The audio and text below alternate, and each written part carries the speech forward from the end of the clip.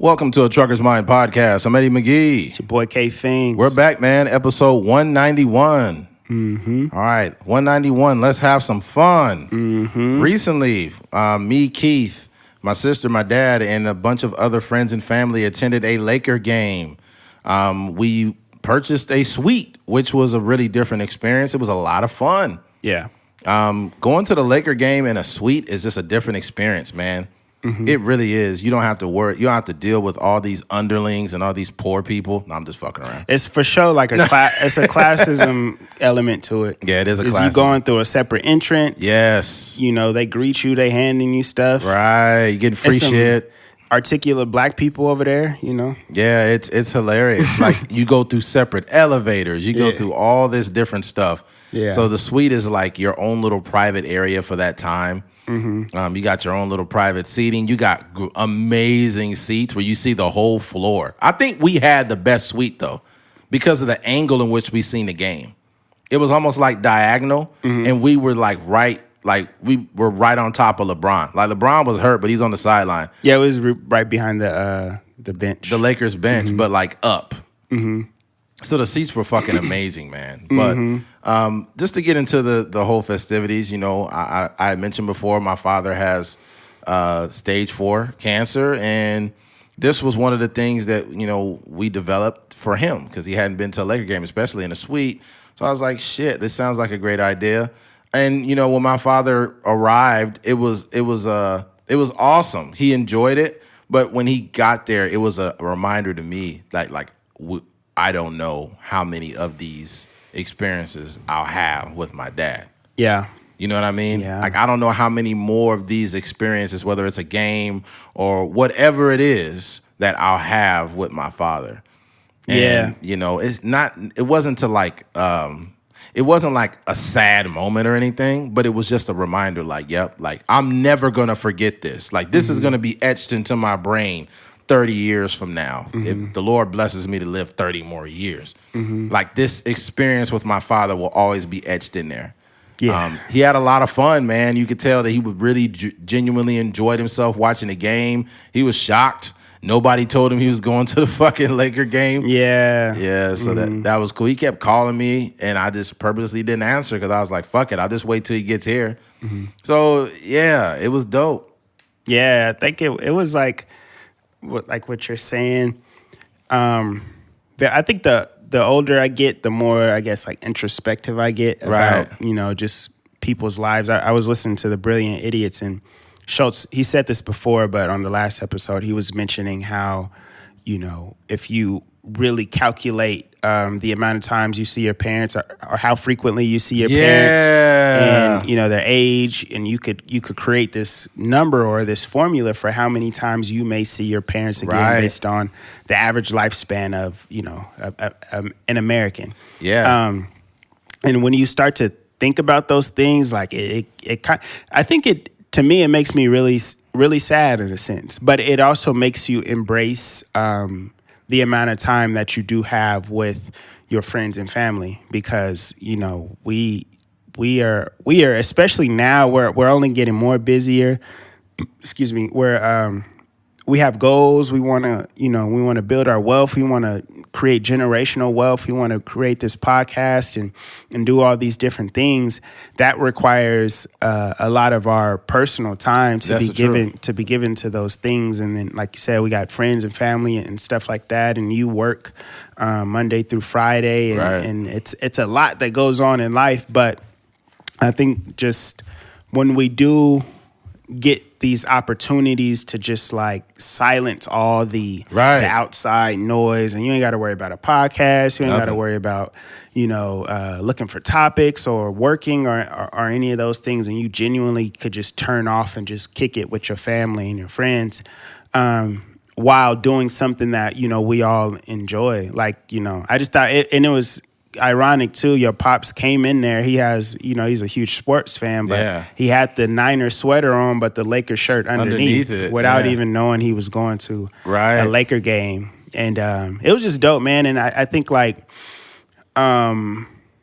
it's great that we, as, you know, children can give our parents these type of experiences that they may have never even 100%. thought of. You know what I mean? He'd be watching the games. He was telling me he watched the games on replay at the crib, like after, I don't know how he watches them, some streaming service or whatever, but he always watches them afterwards. But, you know, to be able to, you know, see it live, and it's just an amazing experience. And it's a great fucking game. It was a really good game, and the Lakers have been very consistent this year. But that game against Miami, who was a good team, by the way, it was a good game. Westbrook was stinking and playing great at the same time. Yeah, I've never seen somebody like simultaneously stink and then play amazing in the same game. But I think you get a different feel for it when you're at the game. Yeah, you know. And then Jimmy Butler was out, and we hadn't realized it till the fourth quarter. But he was out. But had he played, they would have beat the Lakers' ass. If Jimmy was on that court, it would have been problems. That's one thing about being at a game is you're not afforded the commentators and everybody giving you the sideline reporters and you know, stuff like that. So we just watching it live, and you know, whoever's on the court is on the court. Yeah, 2 Chainz was there. 2 Chainz, J Balvin, Jason Sudeikis. Yeah, Jason. Yeah. Probably a couple more people. Yeah. This nigga LeBron was like all on the court. It just shows the amount of privilege that LeBron has. Because if it was any other player doing what he did, they would be either fined or kicked off the court. But this guy's standing on the fucking court like a coach, talking to the refs. My girl had texted me. She was watching the game and she was like, "Is LeBron is he coaching the team?" I was like, "No, LeBron, you know, he ain't really doing that." Because when she texted me that, I looked up and he was just standing outside of the huddle. Yeah. So he hadn't really gotten to the antics yet. Yeah. And then 5 minutes later, this nigga up talking to Frank Vogel. Yeah. He calling plays. He's standing on the freaking 3-point line and all kind of stuff. I'm like, dang. This is like the power. It's like he's got more power than every coach there. It's one of those things we were talking about it, how imagine you've been the center of attention every time you step on a basketball court since you were probably 12, 11 years old. So now when you're injured in any capacity, whether you are LeBron or whether you're Steph Curry or whether you're Klay Thompson, nobody really cares. We don't actually care about what you got going on until you step foot on the court and lace up your shoes. So even for I think a guy like LeBron, if you've been, you know, people are coming to Staples Center to see you for the most part, and then you can't even play. You know what I mean? That sucked. I think maybe in his mind he might have to draw a little bit of attention to himself just to make him feel good. I think that LeBron is the most bow-legged athlete I've ever seen in my life. Nah, he ain't the worst one. Who is the worst? Worse than LeBron? I don't know. I would have to think about it. LeBron is super bow-legged, man. If you see him in street clothes, it's like, geez, this guy riding a horse for a living? What does he do? But it was a great game. And I don't want to jump from topic to topic, but like for all the men and women out there, or wives, husbands, parents, like, yo, sometimes you just got to disconnect from the shit that makes you very busy and focus on family. Like if you a guy and you always at work all the time and your wife may not be tripping and you can play hooky from work one day, but just call in, man, and be like, fuck this, man. I'm about to go take my wife. You know, I'm about to get off early this weekend, have a 3-day weekend and take my wife out, you know, to the Grand Canyon, or take her out to, you know, wherever. Just take her out somewhere. Take her to the pier. And do that because, like, you don't know how much time you're going to spend with your wife or your girlfriend or whoever. Like, stop. Sometimes you have to stop all the noise and refocus on what's important. Yeah. Your job's not more important than your wife and your kids. It brings you a livelihood. However, don't forget about these people. Neither is money. No, it's not. I think that's primarily why I went to the 49ers game, because like obviously you want to go to these things and experience them with the people you love and whatnot. But like when my cousin, every time I had seen him at like the little family functions, I'm like, hey, let me know, because he went to like a Niners and Saints game. But the next time I seen him, I was like, yo, don't forget to let me know when you get your ticket. Like, I'm ready to go. I got my money ready to go or whatever. And as soon as he hit me, I got the ticket. But going to the game, like, I could buy the ticket any week. You know what I mean? We could have went to Seahawks or the LA Rams or whatever the case may be. But like that's my cut. Like we have baby pictures together where we, dress in little jumpsuits and stuff like that. So now that we in our 30s and late 20s and stuff like that, like those are moments you'll never forget. And even for him to experience that with not only his wife but his kids, like his kid was super excited, taking pictures with George Kittle's sister, and like knowing he's trying to catch the ball from Debo Sam, all this different stuff that he like has as a kid that he'll be able to remember for the rest of his life. And I was there to experience that with them and stuff like that. So it's like kind of like what you're saying. Like even though it hit the pocket, it's like you'll get that back, but the value of knowing that we went to a Laker game or I went to the Niners game with my cousins and stuff like that stuff is priceless, man. Yeah, exactly. Yeah, it's more about the moment than, because like before I got to the Laker game, I was like, I don't give a fuck if we win or lose. I'm here for, my dad, and I'm here for the energy in the moment, you know? And of course I want the Lakers to win, but like I really didn't have any expectations from them. I more or less wanted to make sure that this was a memorable experience for my dad, which, which was the most important thing. But yeah, man, just make sure you unplug sometime, man. Like, I know it gets hectic and whatnot, but if you are always on the move doing stuff, you can get caught up in that, and then, God forbid, somebody dies. Yeah. And now all the memories you really have is of them passing and going, rather than actually sitting down and having dinner or actually taking your wife out to this place. If you got kids, right, you got a bunch of kids and you always with the kids, like, man, pay your aunt, your cousin, or somebody to watch them, and then take your wife on a date, bro. Take her out somewhere nice. Because you don't know how long this shit's going to last for any of us, man. And I don't want to keep reiterating the same point, but it's just to, like, focus on what's important. Of course, we need money to live for monetary purposes. Yeah. Or we'd be fucking broke, and then you can't afford to take your wife or anybody anywhere. Yeah. But there's that, man.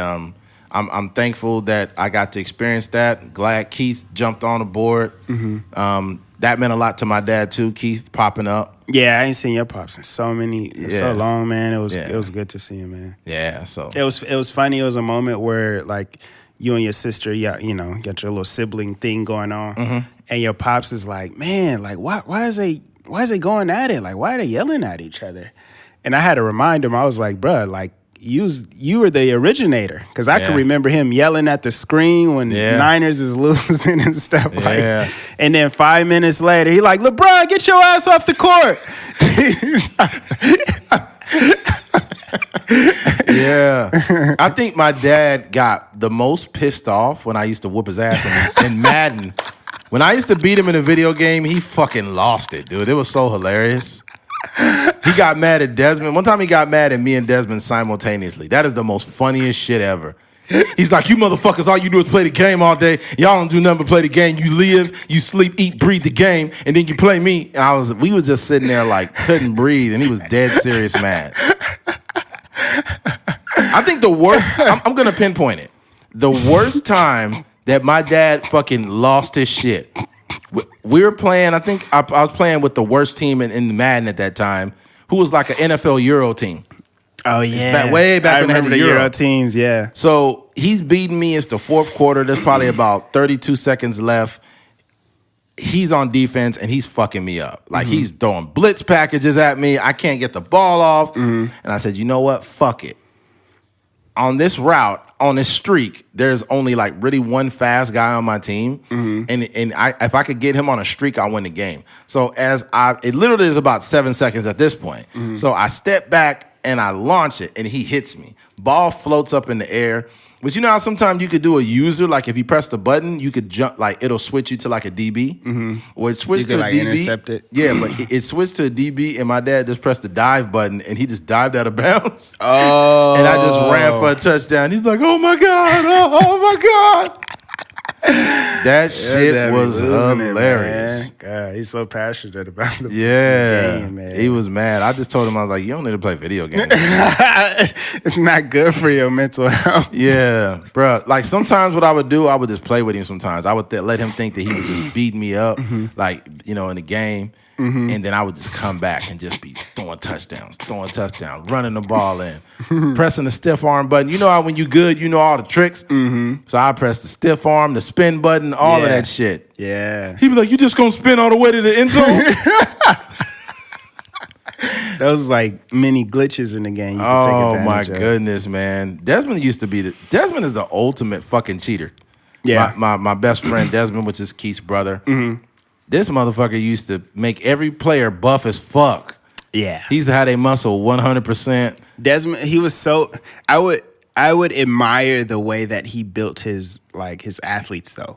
Like I would try to do the same thing, but he had the ability to make like the coolest football players. You know how who's like a swaggy, like a Odell Beckham. He always got the mask. Like Desmond would make those kind of players in Madden, and I would be like trying to do it because you could get the physical attributes and the body styles, the athletic, the pudgy, and all that. He had a way of making it. Nigga had the spats on the legs, the neck roll, the visor. They all buff and stuff. Yeah, that's when Madden was great. Yeah, that's when Madden was really great, bro. And then when they had college football, college football was fire too. I reflect back on college, bro, in that game, especially for that time, the graphics was dope. What they need to do, they need to abandon this new, like more real, like life looking characters on Madden. They need to go back to the animated style. Yeah. Like an upgraded animated style, you know what I mean? That would be better. I think even down to the way that the Madden characters used to run. Yeah. Like now, there was a time, maybe like 09, 10, where they looked like they were like sliding across the field. And it started to look really weird. But the way that they used to run, it looked way better. So the way they used to run is you had to hold the button and they had to gradually speed up. Yeah. So even when they turned the corner, like you couldn't just stop. Like you would at least have to like come down, but you could be running full speed on the new Madden and just stop. Yeah, just stupid. The fluidity and the juke moves and everything look so dope. Yeah, this shit is like it's defying like science. Yeah. And it's like, a sidebar. I actually started therapy a couple weeks ago. Wow. I didn't know that. Yeah, I have a personal therapist now. So, oh wow. Yeah, it's been pretty good. I think for any listener or even for you, they're actually more accessible than people realize. Like it's just a matter of like finding the person that takes the type of insurance that you have, and then the insurance generally like takes care of it. But oh wow, it's been a cool experience. I think I mentioned it before, but I have a lot of anxiety and trauma associated with alcohol, so that's primarily like the focus that I have.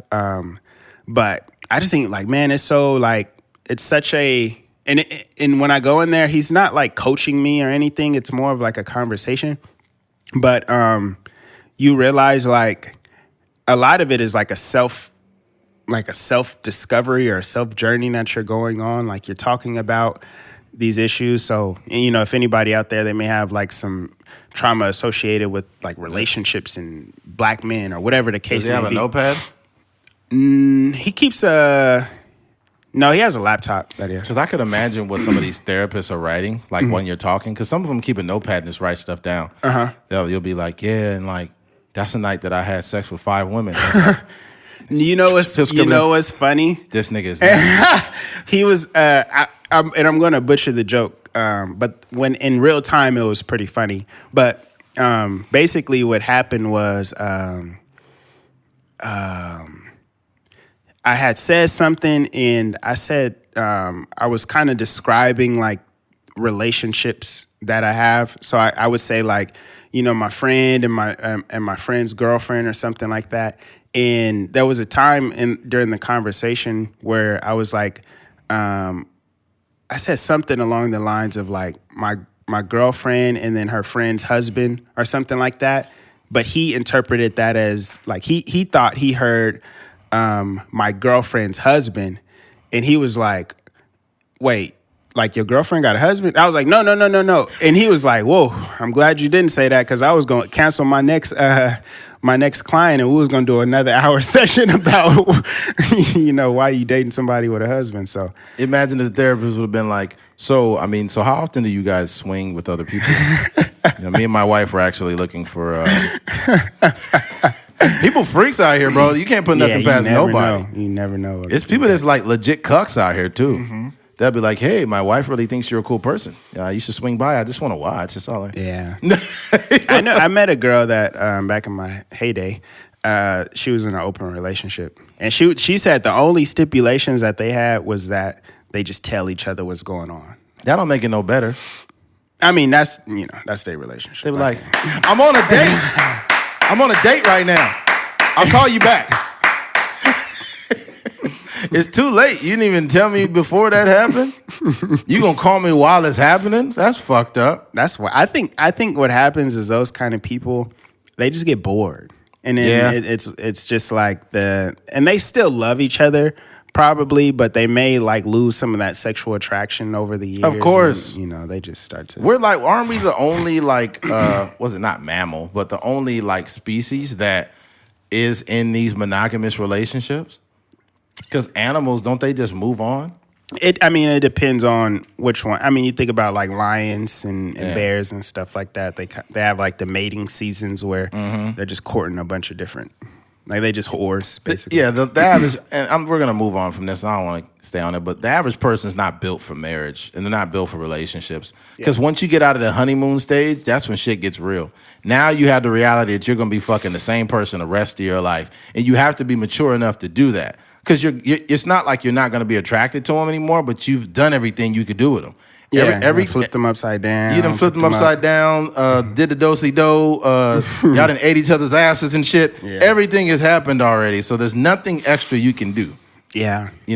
So that's why some people just, they be doing that freaking stepping out or giving each other hall passes. Yeah. I think that just makes it worse, though. Yeah. I think one of the biggest things you have to protect in your relationship is like your partner's like jealousy, Yeah. So if you're the whole hall pass thing, like it's not real because your partner's, whether it's the male or the female, their mind is going to be racing whenever You know what brings up? I think it was a psychologist or somebody talking about it. What brings up? They say that in a long-term marriage, what makes them be more sexually attracted to each other or still do it is the fact that they have strong sexual urges from other people they want to sleep with. So they take that energy from that new person at their job that they want to sleep with, and they take out that like frustration on their spouse. What? Yeah. That's wild. So if you've been married for 25, 30 years and all of a sudden your wife is just really hot and heavy for you. It's probably some new guy. It's probably some new guy. She wants to fuck really bad. Dang. And then probably during sex, she might be like, Gabriel. You'd be like, who's that? Dang. That's unfortunate. My name is Dave. What the fuck? Are we role playing? Gabriel's a janitor or something. Nah, Gabriel ain't no janitor. He the CEO. Oh, yeah. Yeah. All right. Switching gears.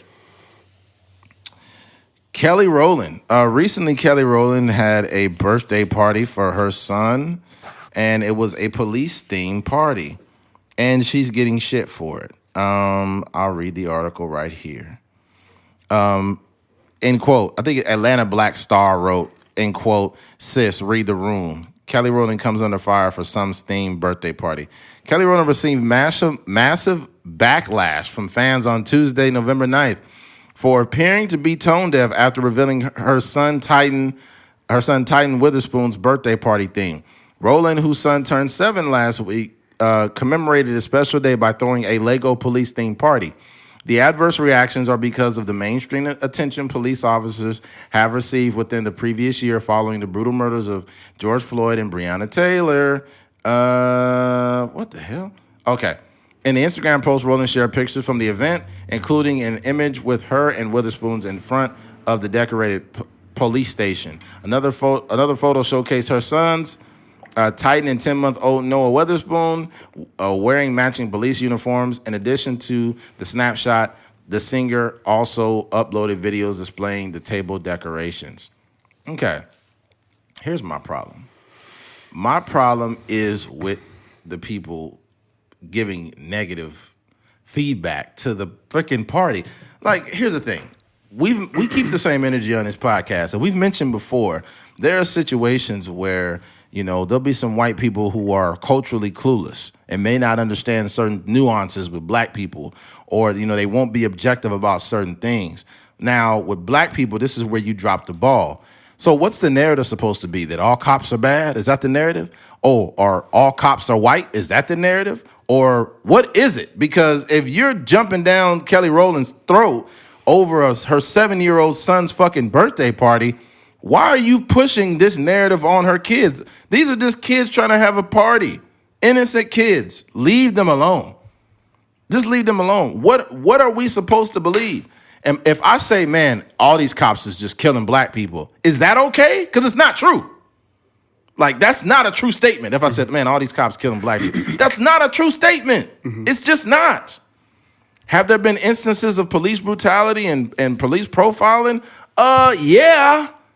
But it's not true that every cop is killing black people and every cop is white and every cop is red. It's just bullshit. Like, here's the thing we have to realize as black folks. As black people, we don't like it when we're being stereotyped when we go into a store and the store owner is watching us, to make sure we don't steal. We go through that type of shit, and we don't like to be blanketed because it ain't true. Black people ain't out here stealing, robbing, and killing. Yeah. Okay? So you don't want to generalize a whole group of people or something and make it real because it ain't cool when it happened to us. So that's one point. But the biggest point ultimately is like, yo, don't ruin the kid's fucking birthday party, man. Yeah. Come on, man. That ain't cool. Yeah. We can't police what children are doing at their birthday parties. That's ridiculous. I think that, it's just a kid. Like, if I don't have no kids, but if my kid wanted to, have like a presidential birthday party or something where he comes up in a suit or whatever. It's just like, these are just kids that they're expressing themselves. They have an affinity for, things when they're children that they may grow out of exactly when they're adults. But, I can remember vividly my younger brother really liked horses when he was a kid. Like, every time he would see a horse, he would, like wave at it or whatever. He would have toy horses and stuff like that. And that's just kind of like what kids do. They kind of gravitate towards things and stuff. I like loved that. Trucks as a kid. Yeah. So you became got a truck one now. driver. Weird. Yeah. But it's one of those things we have to stop. Like, we have to separate adults from children first. And then secondly, there's nothing wrong with being a police officer. No. Are we going to go across America and every single person that is a black police officer, every single black person that's in the police academy, and we going to try to cancel them or like get them out of here via the internet just because they want to be a police officer? That's just stupid, man. And, outside of it just being a kind of youthful kid party or whatever, if he did actually want to grow up and be a police officer, I would applaud him because that's probably the fastest thing that's going to help us in our community when we can have more diversity in the people that are policing our neighborhoods. So I just hate this energy where these like I wouldn't even call it Black Twitter, but these select few people try to be like these, I don't even know what you would call it, not even like a social justice warrior, but like like their opinion is the almighty when it comes to how black people are supposed to maneuver. Yeah. We gotta stop doing this as far as like black people becoming police officers, or in this case, throwing a police themed party. There's nothing wrong with that. There's nothing wrong with a black Republican.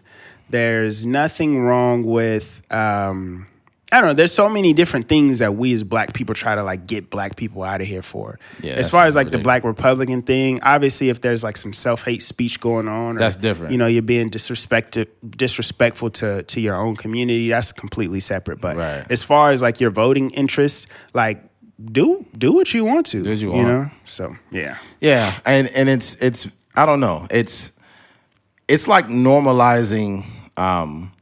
You don't want to normalize the absence of thought. and you don't want to make it like, I don't know who wrote the book on how to be black. Like, there's some things that, like, even let's say, for example, I'm dating a woman of a different culture. I'm gonna get scrutinized for that as a black man. Like, oh, so you couldn't find a black woman? And it's like, come on, who the fuck's blowing a horn right now? Like, I've talked about this shit before. If it's 2021, you should not be blowing your horn unless you are in traffic. If you're trying to get somebody to come out of the house, this is not 1992, bro. Use your fucking cell phone. Oh my goodness. You know what? I think they're probably waiting in that line across the street to go to the ATM. Yeah, it could be. The Bank of America right here downtown is it's the worst thing for your mental health. Oh my God. It's angry people, it's broke niggas there. Right. Niggas be sitting in line for like 30 minutes only to find out they got negative $30 in their bank account. It's just like, people be fighting. I've seen somebody run into the back of somebody's car and just peel off. It's just there's so much stuff that be going on. But no, I'll say this because they completely fuck my brain up with that horn. But yeah, we don't need to. I don't know why there are certain people who are the police of what's black and what's not. Mm-hmm. It's really fucking annoying. Not to mention, like, if, like you mentioned earlier, if somebody wants to be a cop, you should applaud them. We need good cops. Mm-hmm. Some people say we don't need cops at all. We don't need nobody. We don't need no cops. Like, first of all, for legal reasons, you do need cops. Let's say, for example, somebody is coming around your property and you call the cops and the cops document that situation. That person comes again and does the same thing and you have to inflict harm on that person. You have police documentation to back you up in court showing that you've called the police to help you before. Instead of just flat out shooting or hurting a person, now you have real documentation. Like, the police have multiple purposes. You know, even like car accidents. And stuff car like accidents, all kinds of shit. You do need the cops. I know people don't like that.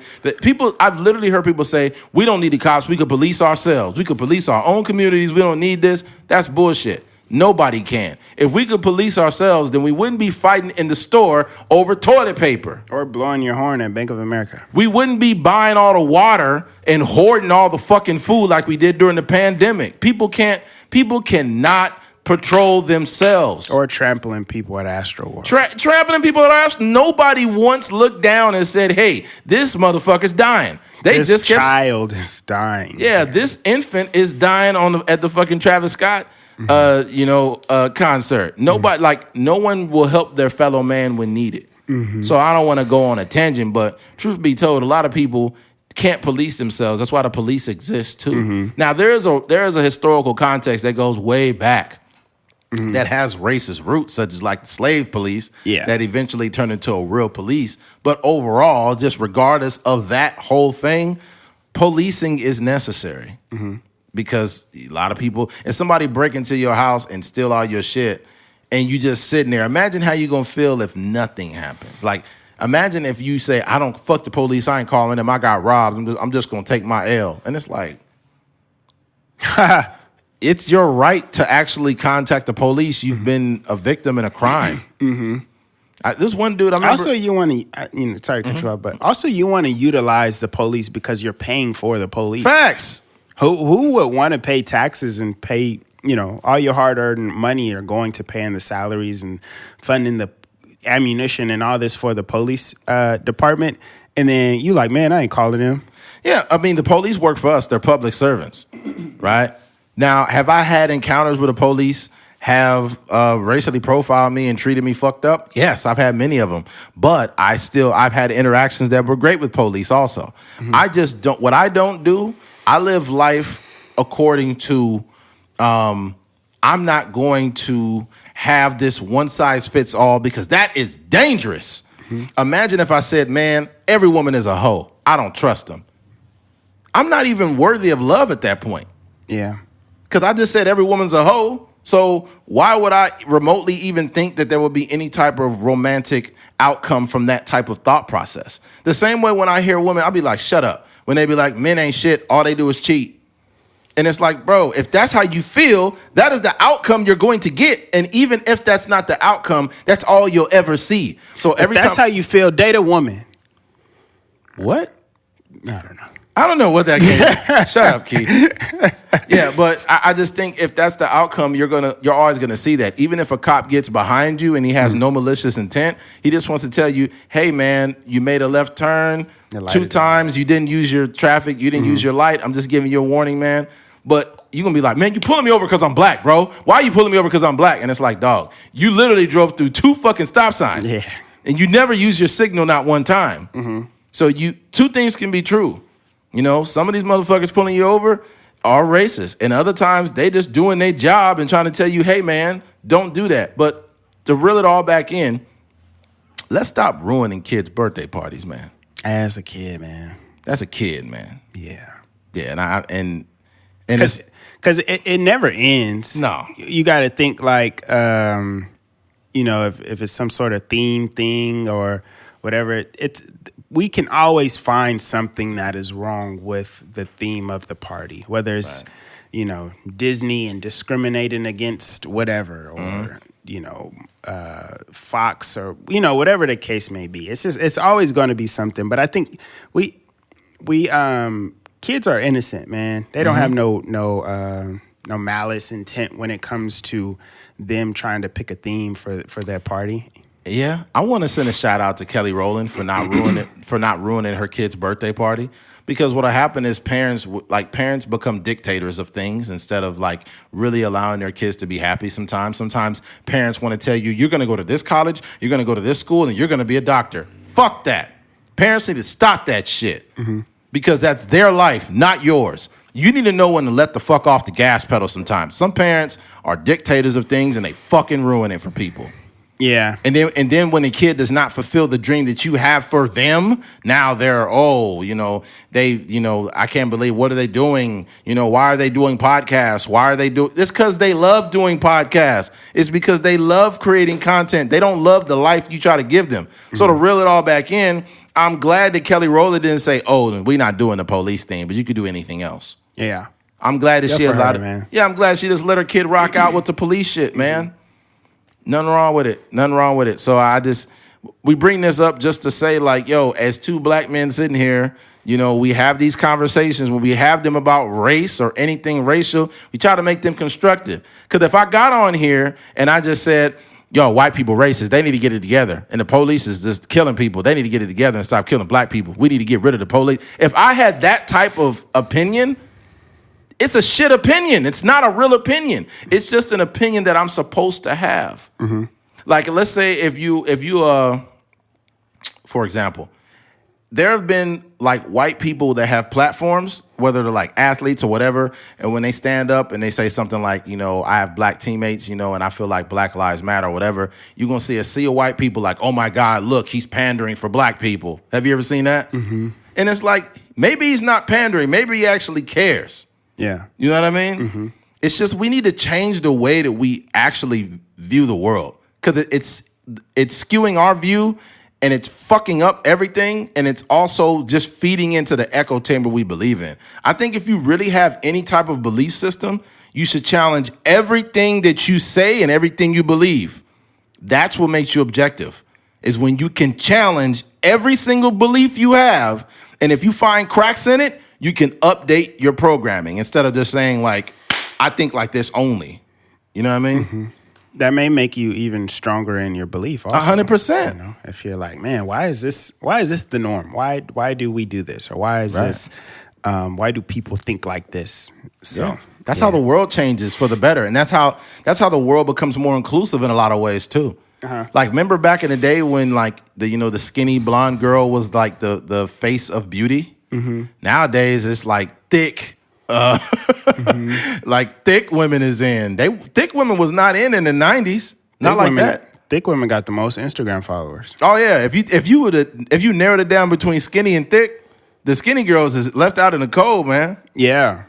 It's all the thick ones, even the ones with the surgeries. But I think that is a product of letting like the people's choice. You know what I mean? Because when you think about if you think about media, right? So say it's a shampoo commercial or something like that, and they got the blonde, beautiful blue eyes, all this kind of stuff, right? And the person that is hiring the actor or the model or whatever to do that job is just hand selecting that person.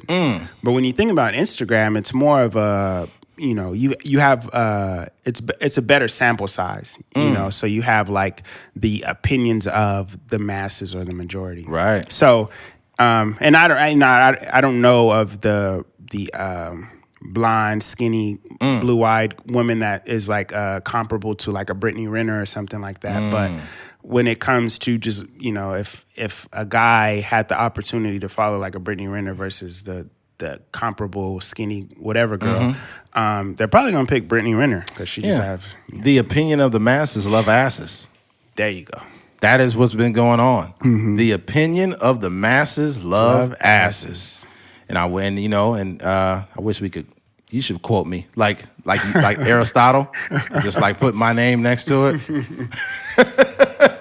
Yeah, man. November 2021. Yeah, the Trucker's Mind podcast. the very wise Eddie McGee hosted. All right. Well, I mean, that's my thought on that. I don't have anything much deeper.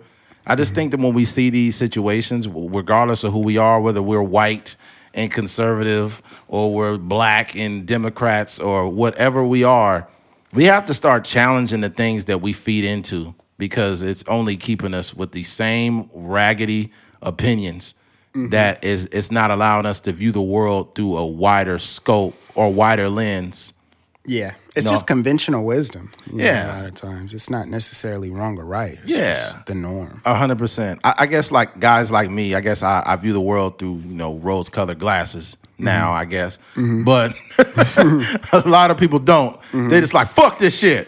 Do you think that there's a space or a world where like these conversations that we're having will affect the masses? Like we tend to have these conversations about, the ill effects of social media and how people's thought processes can be very toxic as far as like the black community and stuff like that.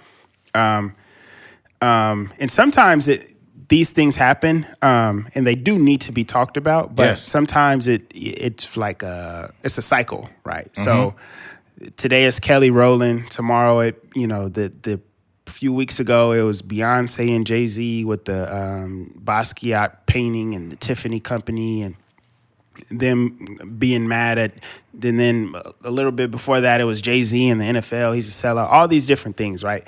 I'm curious to know, is there ever a space where we can, have these conversations and, it affects the masses? Or do you think it's just going to be a case where it's like we can kind of touch a few people here and there and they'd be like, oh, I never even thought about it like that? I mean, it depends on how much people evolve.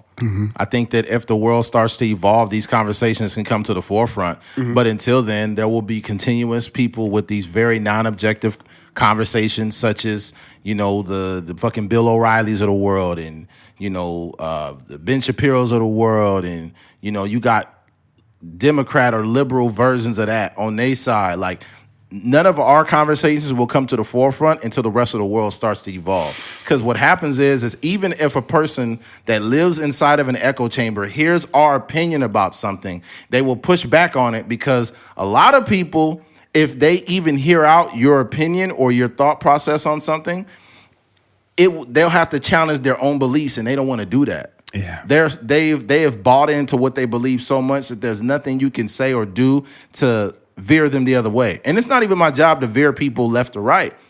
I just feel like we need to extend the conversation past this brick wall that we laid up. Like, we can't think past this brick wall for most people. And like, if you knock the wall down to get more information or to be more open-minded, then it's like, oh, well, he's a conservative now, or, oh, he's a Democrat now. And it's like, don't label me just because I stepped outside of that. That's it. I think that's been one of the biggest growths as far as like my perception. Because when you're coming up and you're starting to learn about politics, obviously you grow up black, you're on welfare, all this kind of stuff. You just think like Democrats. Shout out to welfare, yo. Shout out to welfare. Put that one in quotes too. Aristotle. But you're thinking of me when we're growing up, and you're like, oh, Barack Obama is the first black president. He's running for president, and when you start to get the right to vote, you're like, man, I have to vote for Barack Obama because he's black and he's a Democrat. And then you actually get a little bit more information on how the world works and, the different political views each of these parties has. And then you kind of do a deeper dive and you realize like the parties used to be switched around to where black people were primarily Republican. And then you realize like, well, if you're on pace or your goal is to be a very wealthy person, and the way that Republicans look at wealth versus the way that liberals look at wealth, it starts to make you just kind of question things. And even you don't, the ideals of a person is not necessarily like their political affiliation. Right. So 100%. I don't know if I would ever vote Republican. I can't necessarily say that. Mm-hmm. But if I did happen to be this multi-billionaire and then, I end up voting Republican, that doesn't mean that I don't care about the black community or care about, the underprivileged kids in Bakersfield that grew up in a similar area or trying to provide them opportunities. But when you do vote like that to the masses, they'll be like, oh, he don't care about whatever. Or so I just think like, as you mature and you kind of like, you zoom out a little bit on the world, you start to develop different ideas, and you don't even lose your core. You just understand that the world is full of a bunch of nonsense, and they're trying to like, it's like a mind control. And I don't want to sound like Kanye West, but a lot of the stuff he says is a little bit outlandish. Yeah, but if you look at some of the themes of the things that he's saying, like I as of now, I don't necessarily even have a problem with him voting Republican.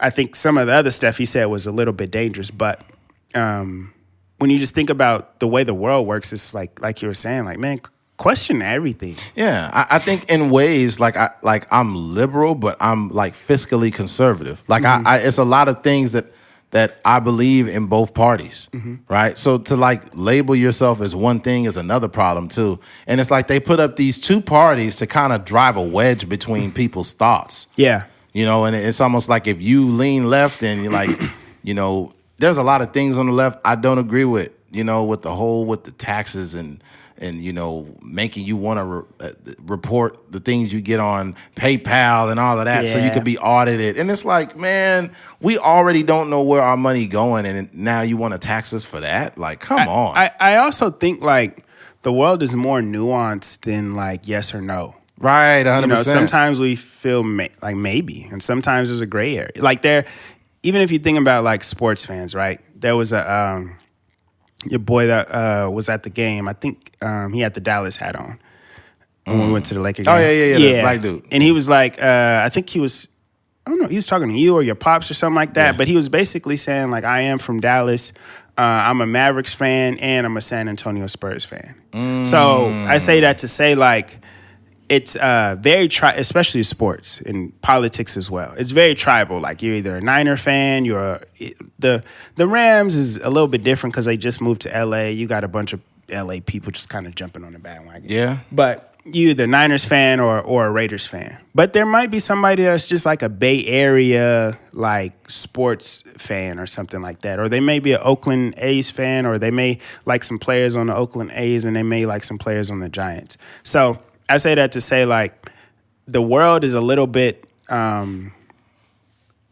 We should have the opportunity to say maybe. We should have 100%. The opportunity, and like you were saying before the pod, like, of course we're Lakers fans and Niner fans, but like, we fans of sports. So 100%. If we go to the LA Rams game and watch Von Miller and Odell Beckham and Stafford out there slinging the ball around, we can have a great time.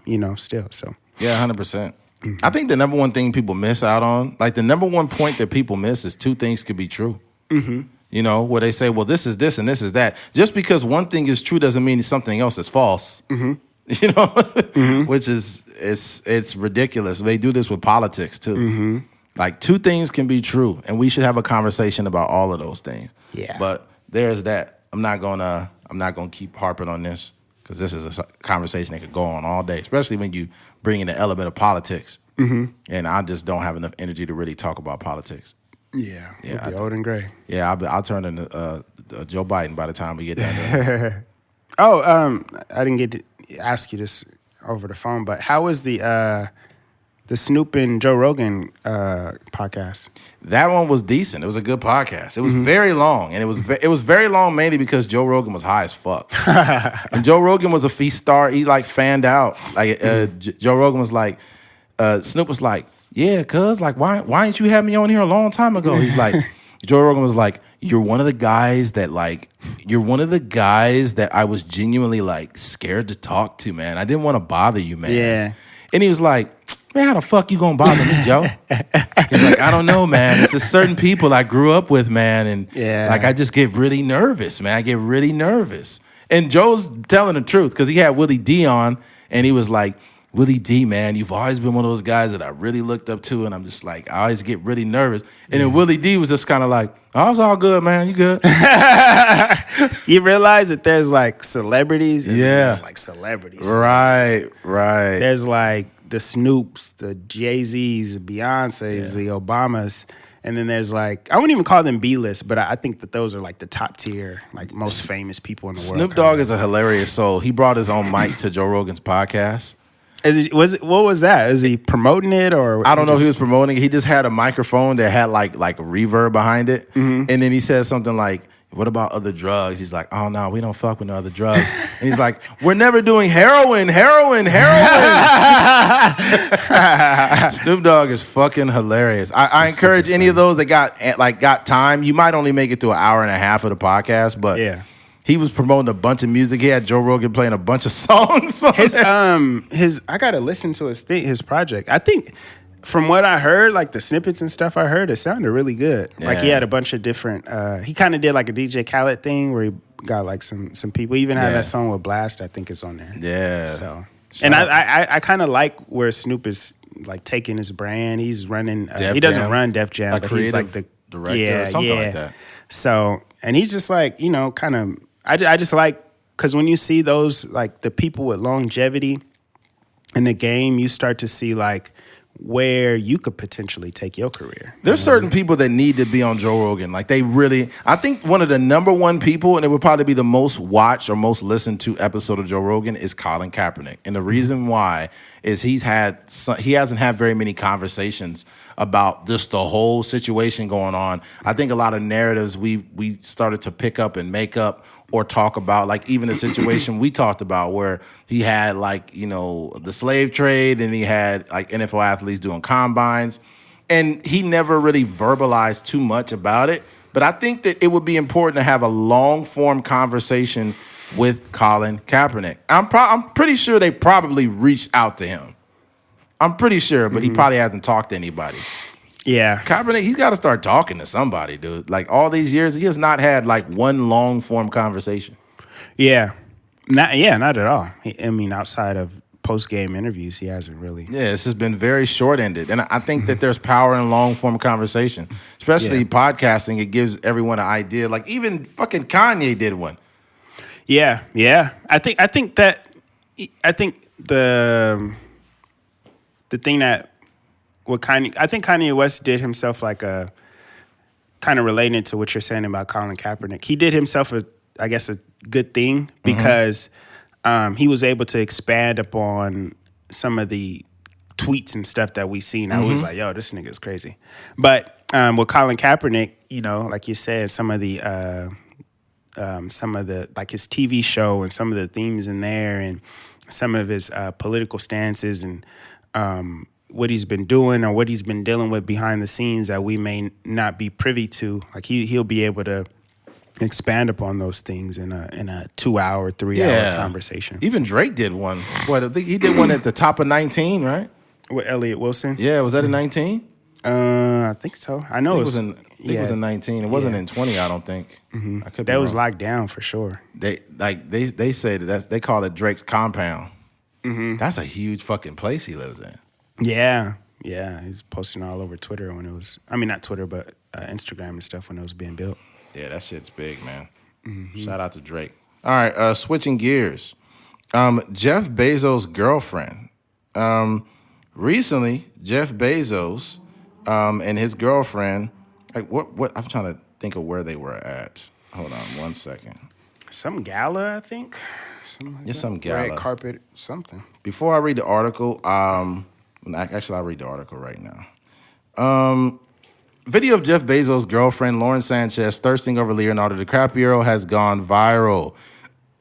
News anchor Lauren Sanchez and the Amazon founder have been dating since 2019 after Bezos split from his wife at 25 years, Mackenzie Scott. But DiCaprio has proven he is still one of the Hollywood's biggest heartthrobs, with Sanchez visibly enamored after they met briefly at an event over the weekend. Sanchez, 51, was attending 10th annual Los Angeles County Museum of Art Art and Film Gala presented by Gucci with her boyfriend and one of the richest men in the world when they bumped into Once Upon a Time Hollywood actor on a red carpet.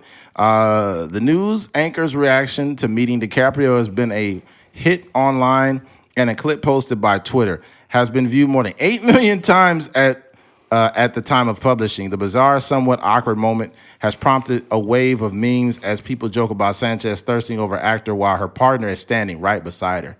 Okay. Before I even weigh in on this, I'm going to read a definition of probably what best describes this here. And this is the definition of micro-cheating. Micro-cheating. Cheating itself is defined by acting dishonestly and unfairly, and micro-cheating tends to be where the actions themselves may be smaller: texting, conversations, social media messages, and social gestures. But the intention is a betrayal of the romantic relationship the person is in. All right, so that's considered micro-cheating. Here's my opinion about this. What I think is Leonardo DiCaprio didn't do anything wrong. Neither did Jeff Bezos. The only one that's at fault is his girlfriend, Lauren Sanchez. Mm-hmm. Lauren Sanchez, right? And this is what a lot of men don't realize. Jeff Bezos, and I'm not trying to be fucked up, I think as men, we need to realize where we stack up in the looks department, right? Or in the sexual attraction. Like me, I'm just a regular guy, right? Mm-hmm. But a guy like Michael B. Jordan or The Rock or, Leonardo DiCaprio or like Will Smith, there's certain type of men that are physically attractive, right? And women like those type of men. Jeff Bezos is not that guy. Yeah. Like if you like Jeff Bezos, and this is no slight, and somebody's gonna say, well, that's not true because women like different things. I'm talking about on a general scale. If I said Michael B. Jordan is attractive, most women would say yeah. Mm-hmm. If I said Chris Brown is attractive, most women would say yeah. If I said Derek Jeter was attractive, most women would say yeah, right? Yeah. Jeff Bezos is not that guy. I'm not that guy, okay? Now, when Lauren got with Jeff Bezos, more than likely she was attracted to the amount of power that Jeff Bezos had and the amount of money he had. But this shows that a woman that doesn't even have like no type of like remotely like any type of comparable power, she controls the power of sex. And that controls the richest man in the fucking world. Okay? So when she was flirting with Leonardo DiCaprio right in front of him, that made Jeff Bezos feel small as fuck. He even, when he talked about it, he even cracked a joke, but it was like some fake, like not even a threat, but like a joke. I just think that you shouldn't even address that. Like, you shouldn't even address that people are talking about it. It shouldn't be that big of a deal to you. But based on the fact that your girl did that in front of you, she was micro-cheating. Here's the problem, too. She is actually sexually attracted to Leonardo DiCaprio. She probably was never that sexually attracted to you, but she really wants to fuck Leonardo DiCaprio. Mm-hmm. A lot of men get caught up in thinking that they are a woman's first option. Bro, look at you. And I'm not trying to be fucked up. Just like, look at yourself. Do you really think there are not better looking men that could have your wife or girlfriend? Because they can. They totally can. And Leo was just minded. She was literally like enamored by Leo, standing all up under him while she's standing right next to Jeff. The intention was to get Jeff Bezos jealous. That was one of them. And the other one was to be like, shit, maybe I get some dick out of this. She was she was doing like a real, like a real transaction right there. Not to mention, I'll give it to Keith, but not to mention, bro, when you Jeff Bezos and you get with a girl like Lauren Sanchez, do you think it's her first rodeo, bro? Do you think she was able to get you just off a whim? She had somebody else that was rich. She wasn't dating a motherfucker from Target. You know, like, in order to give Jeff Bezos, you got to move up the ladder in some way. You have to have some type of social circle that allows you to even be in the vicinity of a guy like Jeff Bezos, which means someone like Jeff Bezos had you before he had you. Mm-hmm. So he's just part of the ladder. But even when you climbing that ladder and you with Jeff, you can still be like, yo, I want to fuck Leo. Mm-hmm. The same way a girl like Rihanna is now, she with A$AP Rocky. Mm-hmm. A$AP Rocky doesn't make a fraction. Like, Rihanna's literally a billionaire. Yeah. But she probably, like, if Rihanna was dating, let's say somebody like Rihanna was dating, what the fuck is his name? What's his name? The rich nerd. Bill Gates. If she was dating Bill Gates, we know what time it is, dog. Mm-hmm. We know why she with him. But you think that's gonna stop her from wanting to fuck A$AP Rocky? Yeah. I'm just saying, man. Mm-hmm. I think that I won't make any like proclamations about their relationship. Mm-hmm. I think that when it comes to I guess I would say, if you're a billionaire, I would hope you would have a vetting process to know where your woman's mind is at, right? So with that being said, I would hope that if this is just his girlfriend, like, and it's not something that you're trying to like really build, you're not like really trying to build a family with her, you're not trying to like settle down or marry her, like you just got out of a marriage, you just want to bring bring a female that you've been like low-key, messing around with for a couple years, and you just want to bring her out. Like it's the equivalent of like bringing some girl you've been smashing to movies, for a casual person. So I think if that's the status of the relationship, then it's no like real knock on Jeff Bezos, because she's kind of for the streets. I don't know, but if this is a person, it's alarming to me if this is the person that you think is the one. If this is the person that you think is the person that you potentially want to remarry or settle down with again, then I think the kind of narrative changes. But I would need to know that information before I have like real like suggestions on how he should move.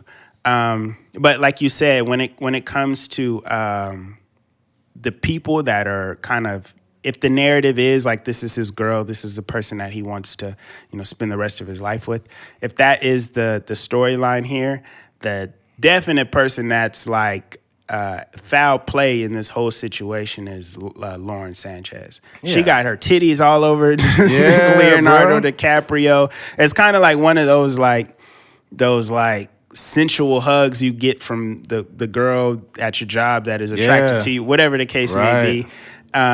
Just completely out of pocket. And I think out of everybody in that whole situation, like, I appreciate the professionalism of Leonardo DiCaprio. Right. I think he is obviously a celebrity. He's been on many, many red carpets. Mm-hmm. So he know the game. He know that there's going to be cameras around. Even if he did, and I don't even like his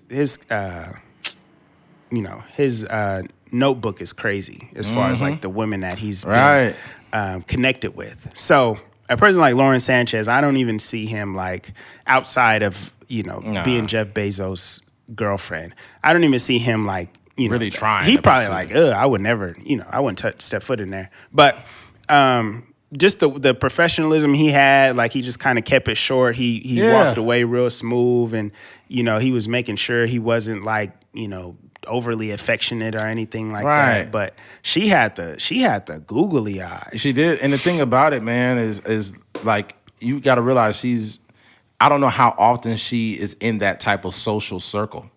So she could be fucking. They said she's a newscaster or something. Yeah, news anchor. Yeah. So that doesn't mean that she's always in these type of social circles. Yeah. You know what I mean? And she could be like, oh my God, that's really Leo, right? So fellas, this is a lesson learned. Let's say for some reason, you know, you do something for a living and, you know, somehow Michael B. Jordan is around and then you look across the room and your girl is grabbing him by his arm and like talking to him and touching him on his chest and stuff, like giggling in his eyes. At that moment, you just need to know to get rid of her. Yeah. Just get rid of her. And people say like, oh my God, that's just insecure. What if she has a fantasy? It's not like they're really going to do anything. No, that just tested your girlfriend's loyalty. Because truth be told, even if your girl, first of all, to all women everywhere, they are all sexually attracted to other men. They just don't act on it due to their current relationship, whether they're married or engaged or have a boyfriend. So I expect you to do the same thing. We have to realize we're representatives of other people. If I have a wife or a girlfriend and I'm trying to get chicks' numbers and getting all in their face, I'm making her look stupid. Yeah. Because I'm trying to get pussy in her face. The same way women will be in a full-fledged relationship, giving out their number, you know, flirting with dudes and shit, like you making your man look dumb. And she literally made one of the richest men in the world look dumb. Here's another thing, too, that nobody talks about, and this is the absolute truth. I hear a lot of women say, like, I will never chase a man. I'll never chase a man. It's true. For the most part, women don't chase men. But that one motherfucker, it's always that one motherfucker that women don't chase, but they pursue the fuck out of him. Because they want him. They want him in a sexual way. There are women like, and you can tell, too. Like, if you have ever had a woman have that type of attraction for you, and you really don't feel that way about her, but she's constantly like throwing herself at you. You're chopping it up. She's constantly throwing herself at you like, yeah, that'd be cool. Like if we watched a movie or something, I'll be cool with that. And you haven't said anything. You haven't even tried to do anything. And they keep doing it. And listening to the podcast. And these same women will literally not like nobody. And they say, I don't chase a man. And it's true for the most part, but women will speed walk like a motherfucker to the dude they really like. That's an Olympic sport, too. They will speed walk right into some dick that they want. And you've seen this with Lauren Sanchez. This is what women do. And it's not to say women are bad. This is just how they move. Most men chase women. Most men pursue women. But even Leonardo DiCaprio not really want to fuck with her made her want him even more. Sometimes when men are emotionally unavailable, that makes women want to fuck them even more. Because most men display the same behavior like, hey, girl, what you doing? We should hang out. Hey, girl. Imagine getting the same responses from dudes. When women say men are all the same, that's what they talking about. Yeah. Because they know dudes going to chase them. Yeah, we need to hang out. Yeah, I want to hang out with you. Yeah, you so beautiful, girl. You so beautiful. Yeah, I want to. This is why I don't even compliment women anymore. Because they hear it all the fucking time. I don't got to text you good morning because the last 6 motherfuckers have done it. Yeah. Why the fuck would I do it? But if it's your girl, it's different though. If it's actually your girl or wife, then I actually care about her, you know, well-being. But all the rest, I don't care. Yeah. I think that the narrative that I didn't like in this whole situation, one of them was this idea like like money can't buy you out of being lame, or just because you're a billionaire, that don't mean you ain't lame. Like that's okay. Yeah, well, you don't know nothing about Jeff Bezos. Yeah, that's not okay. You know? And also like there are wealthy people, and then there are like heartthrobs. And right. Leo is like obviously like a heartthrob, and he has been since he was a teenager. So, like, you know, that has nothing to do with Jeff Bezos. Jeff Bezos is just living his life. Like, exactly. You know, he can't. And he may be actually like a very cool person. You know what I mean? Obviously, and how could you be lame if you provided the one freaking app that has changed our lives? Yeah, the same person calling him lame has just ordered like 20 things on Amazon. Shut the fuck up. Exactly. If he's lame, then you're lamer for getting his fucking service. Exactly. And I think like, a lot of these dudes too, like these people, we are case by case people. Exactly. So we don't know. We had this conversation a while back about like acting how we would act around certain celebrities, and I was saying like I'm not very like I've been around certain artists and stuff like that, and actors, and being around different sets like seeing Paula Abdul and a couple of different actors and stuff like that, right? And for the most part, I was pretty chill. Like they weren't, I wasn't like very excited or whatever. But when I did see Jalen Rose and Paul Pierce, like I kind of like blanked out. Yeah, I blanked out. So I say that to say like we don't know how our women are going to react when they see their. So that guy that's like, oh, you lame if or whatever, you got your girl's only with you for your money, and when she seen Leo, she was ready to leave you in a second. It's like you got to be careful because. For the most part, we not gonna see, especially in Bakersfield. You ain't gonna see no celebrity just at a restaurant or something like that. So you got to be very careful about how you speak about these things. Because let Chris Brown pop up in Bakersfield, or let Chris Brown pop up in your town at your job, or why y'all go to the movies together, and see how she react. I think women have a totally different stack of rules for the men that they desire. I'll reiterate that point. Women have a totally separate set of rules for men they desire. Not that they want, that they desire.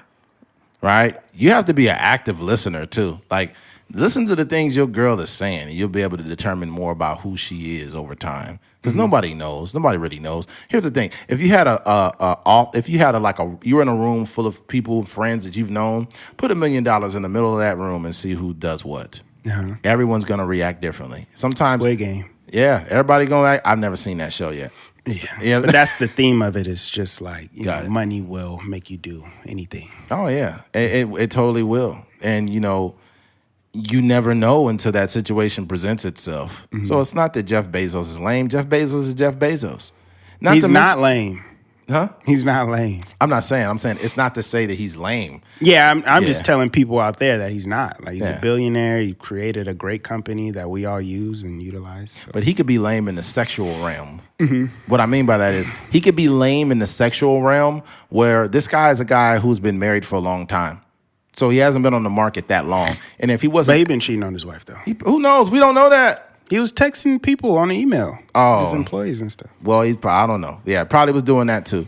But the thing about it, as being a truly single man that wasn't stepping behind his wife back, he don't have like real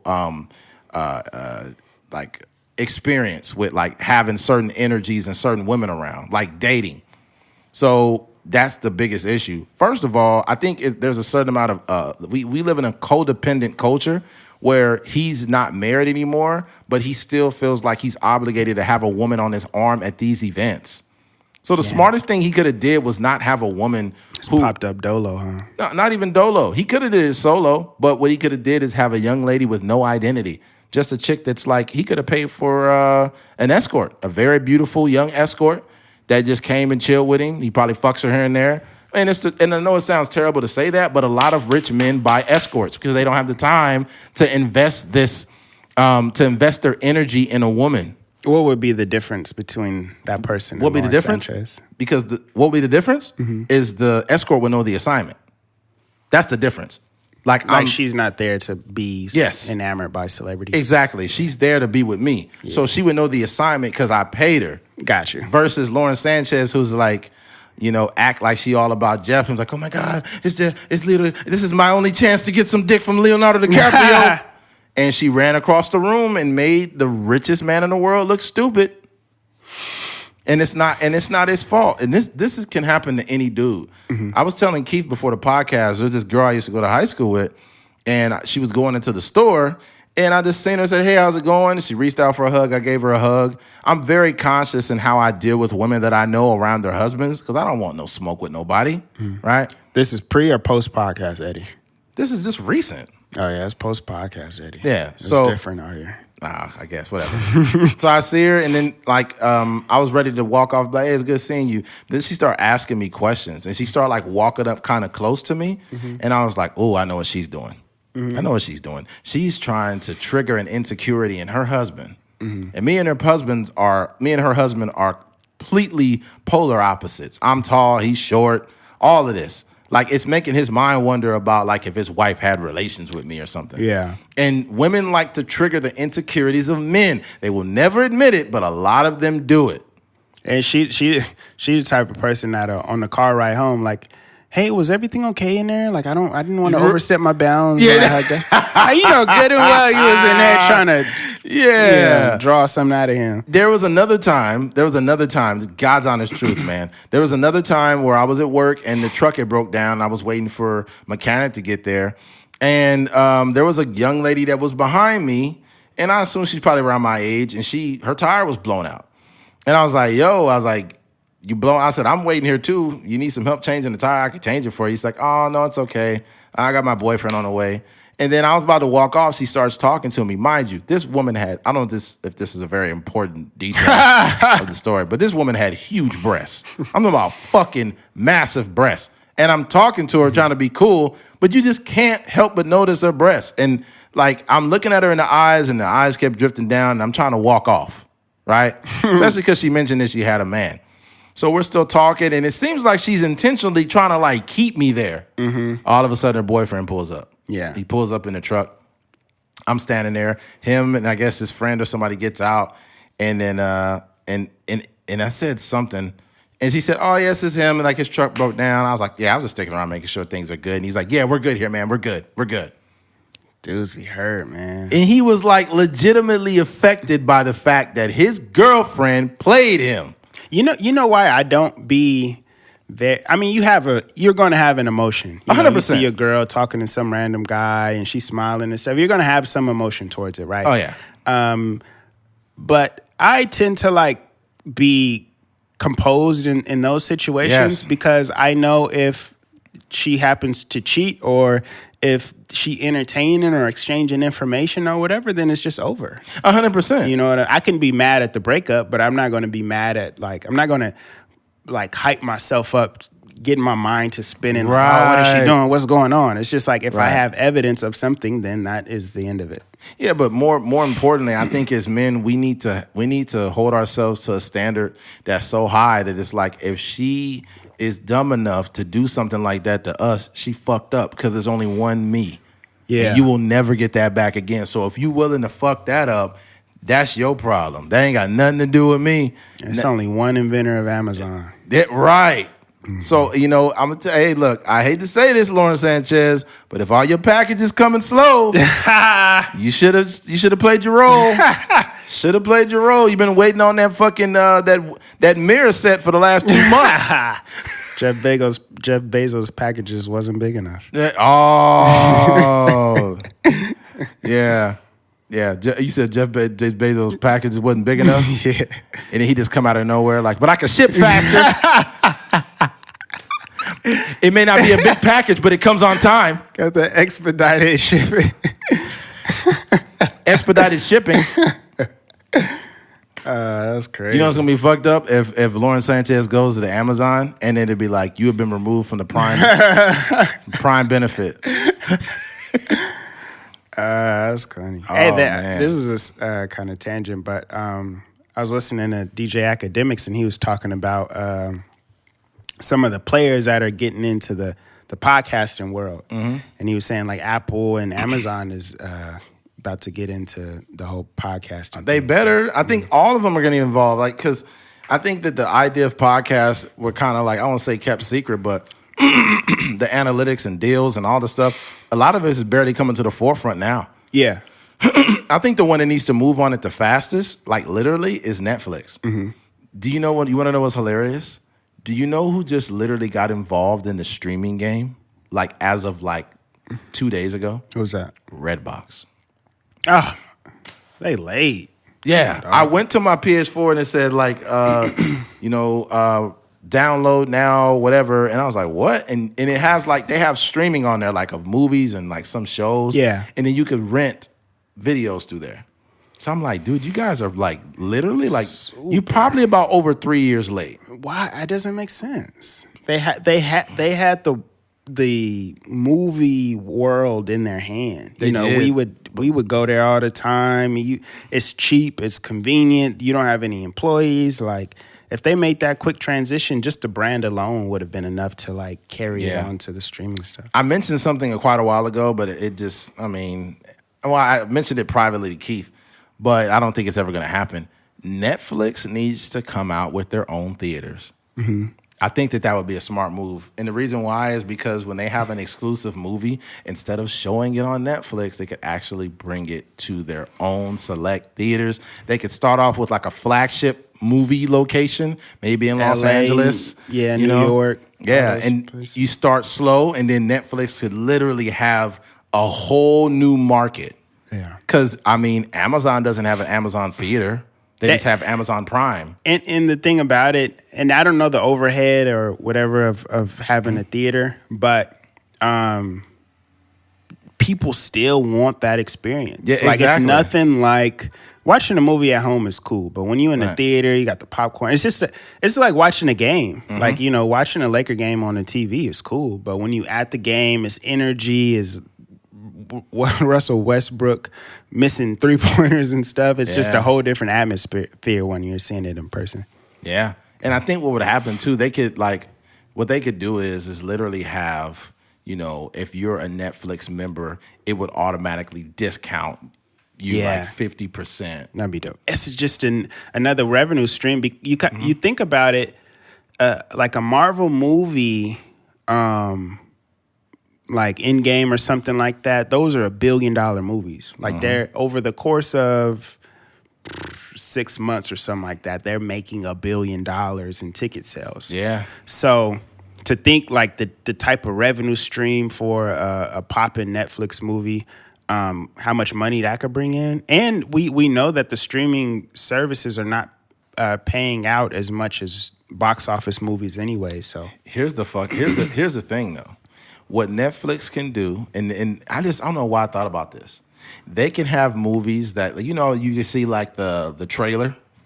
It could say Netflix in Netflix theaters only, right? But they could have it to where Netflix users that only exist in like California or wherever the theater is, they would get the notification and no one else would. So it wouldn't be like a not like false advertisement. It'd be like in Netflix theaters only, but it would only be like that message would come across in California where that theater was. So it would heighten the amount of like, I guess, pandemonium to go to this theater and see what it's about. Yeah. If you have a couple selected movies that come off that platform, such as, you know, the new cowboy western movie that was all black people, The Harder They Fall. Great fucking movie. I seen it yesterday. That needs to be in theaters. That should be in theaters. But imagine if it was in exclusive Netflix theaters. The movie with The Rock that just came out. Haven't seen it yet. That could be in Netflix theaters exclusively. Because Netflix, if they don't make these upgrades or changes, then it's like... Because, sorry to cut you off, but they're not making any money outside of subscriptions. Right. All the companies that they're competing with, whether it's Amazon, Apple TV, Apple has we're recording on a freaking MacBook. You know what I mean? And Amazon, we just talked, you know, they're shipping stuff. They're creating content. And they have like gave Gambino an exclusive deal, and you know, they're actually hiring the great creators and stuff like that. As far as Netflix goes, it's literally like they're banking on, and I think it's going to fizzle out eventually if they don't try to you know, get a different stream of income. They're just banking on more and more people subscribing to Netflix. I don't personally, I watch Netflix, you know, because of my girlfriend has the account, but I haven't personally paid for Netflix in years. You know what I mean? What a terrible person. Yeah, I just mooch off of other people. But, you know, it's just, like you said, that would be a great thing. And even like, it's super competitive now. Like, even I have Apple TV, and I paid, it came free when I bought my iPhone, but I'm going to continue to pay for Apple TV because the quality per show or per content created on there is much higher than Netflix. I think what Netflix needs to do too to make even more money is I think that Netflix is very well aware that people share these accounts. I think that they give people are giving each other passwords. So what they should do is have to add on an additional subscriber under one account. You know, it'll be extra, like a cell phone plan.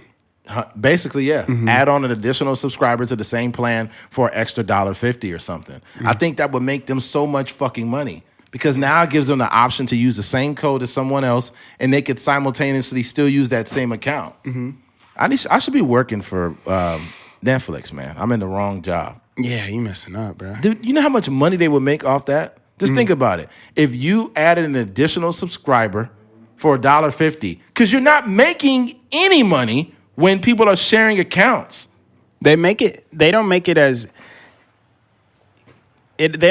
easy to do it nowadays, though. What do you mean? Because like if so many people are using the Netflix at one time, it kicks people off. Well, exactly, but that's what I'm saying. You would have one account. To add an additional user would be $1.50, which would allow both of these to activate at the same time, but only 2 people would be able to use it. Whereas before, instead of kicking people off, you could keep them both engaged, but you're paying extra money for that service. Yeah. Whereas before, they were not paying anything, they're just switching this. Yeah. So I think more people would be they would be invested in spending extra money. Oh, it's only $1.50, but do that $1.50 times X millions of people. It's a lot of fucking money. Yeah. Yeah. But I think their problem is not subscriptions. I don't think they have a subscription problem. No. They got like a content / like a world problem. They don't. Yeah. They just need more. They need more. I don't think that they have a subscription problem. It's just if you really want to run it up, that's how you run up even more subscriptions. If you're in the business of subscriptions, this would like double or triple the amount of subscriptions, but they would be an attachment to a main account. Yeah. So it's just another way for them to run it up. But I think the theater would be dope, especially in Los Angeles. It's probably one of the biggest. Between Los Angeles and New York, those 2 markets are fucking massive. It's already a Silicon Valley company, so they should throw something up it's like a sample. Like, the Amazon wholesale, what is it called? You know how they have the store where you can walk in and you don't got scan anything. You throw the stuff. Wherever that store is, like that little sample size or whatever, like throw that up in San Francisco or whatever. Yeah. And just run it like that. Is it like I forgot how it works. It's like you pre-order it, or I forget. It's like it's like shopping on Amazon.com. You know, you're not swiping your card or anything. Everything is just kind of connected. So when I guess it like scans your phone while you're walking through the store. So everything that's in your basket or whatever, you just literally walk out. Wow. So, but they just did it. I mean, those stores aren't everywhere. Nah. But say Netflix just threw one up just to spend $1 million or whatever, renovate a theater in the Bay Area or whatever. I don't think it would be successful. I know it would. Because I know how people are, and I know it's new. It's new, and since Netflix is so massive, it would. And by the thing is, it's like if it just say it wasn't, you would just cut your losses. But I mean, fuck, you put one in Los Angeles. I mean, whether it's in Hollywood or wherever it is, you put that big ass theater there. You know what would change the game too? The fact that you can watch TV shows in a theater. Oh, so say God. Squid Games had like 9 episodes, right? They may be like an hour long. Say maybe you could split it up into 2 chunks or whatever, or maybe a 9-hour block on a Saturday. You just get your popcorn, bring your kid, or not bring your kids, it's rated R, but bring your wife or whatever, and y'all just sitting in there for 9 hours, like not even binge watching. Binge watching, that's you wouldn't. It would be fucked up. Showing episode 9 only. Showing episode 8 only at this time. Yeah. Having slots of people who may be further ahead or behind in the series. That's a great fucking idea, though. Yeah. My goodness. could pop up once a week or a couple times a week. Knocking down episodes in the theater. Yeah, they'd be like showing episode 9, and you have multiple theaters. Episodes 7 through 9. Let's say you binge watch, but they only allow 2. I think you shouldn't allow no more than 2 episodes.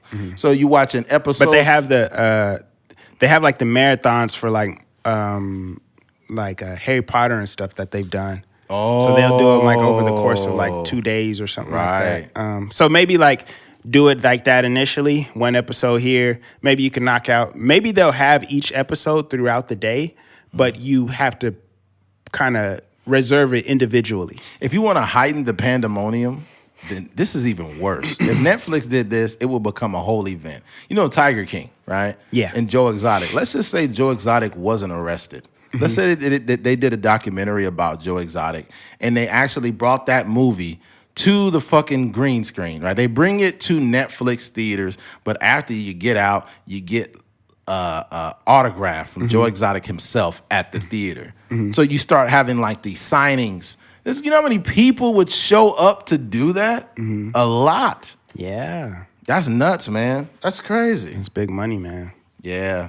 It is endless possibilities. Imagine like being the way that podcasting is going. Right. If you can't pop up for a live show, maybe have a sector where you're screening, like you say, Netflix has podcasts on there, screening like podcasts throughout the day for, in a select theater, That'd be hella dope. That'd be crazy. Just two people sitting up there. And the production value on these podcasts are getting much, much better anyways. They're shooting on 6K cameras and stuff. By the way, if they did get involved with podcasting, I think it would be dope too if there was any live event that would take place. For example, it should be I'm not multiplex. I'm trying to think of the right word, but you know how the Staples Center obviously has, the games they have multiple concert screens, all of that. It's multi-purpose. So for example, if you are an exclusive Netflix podcast,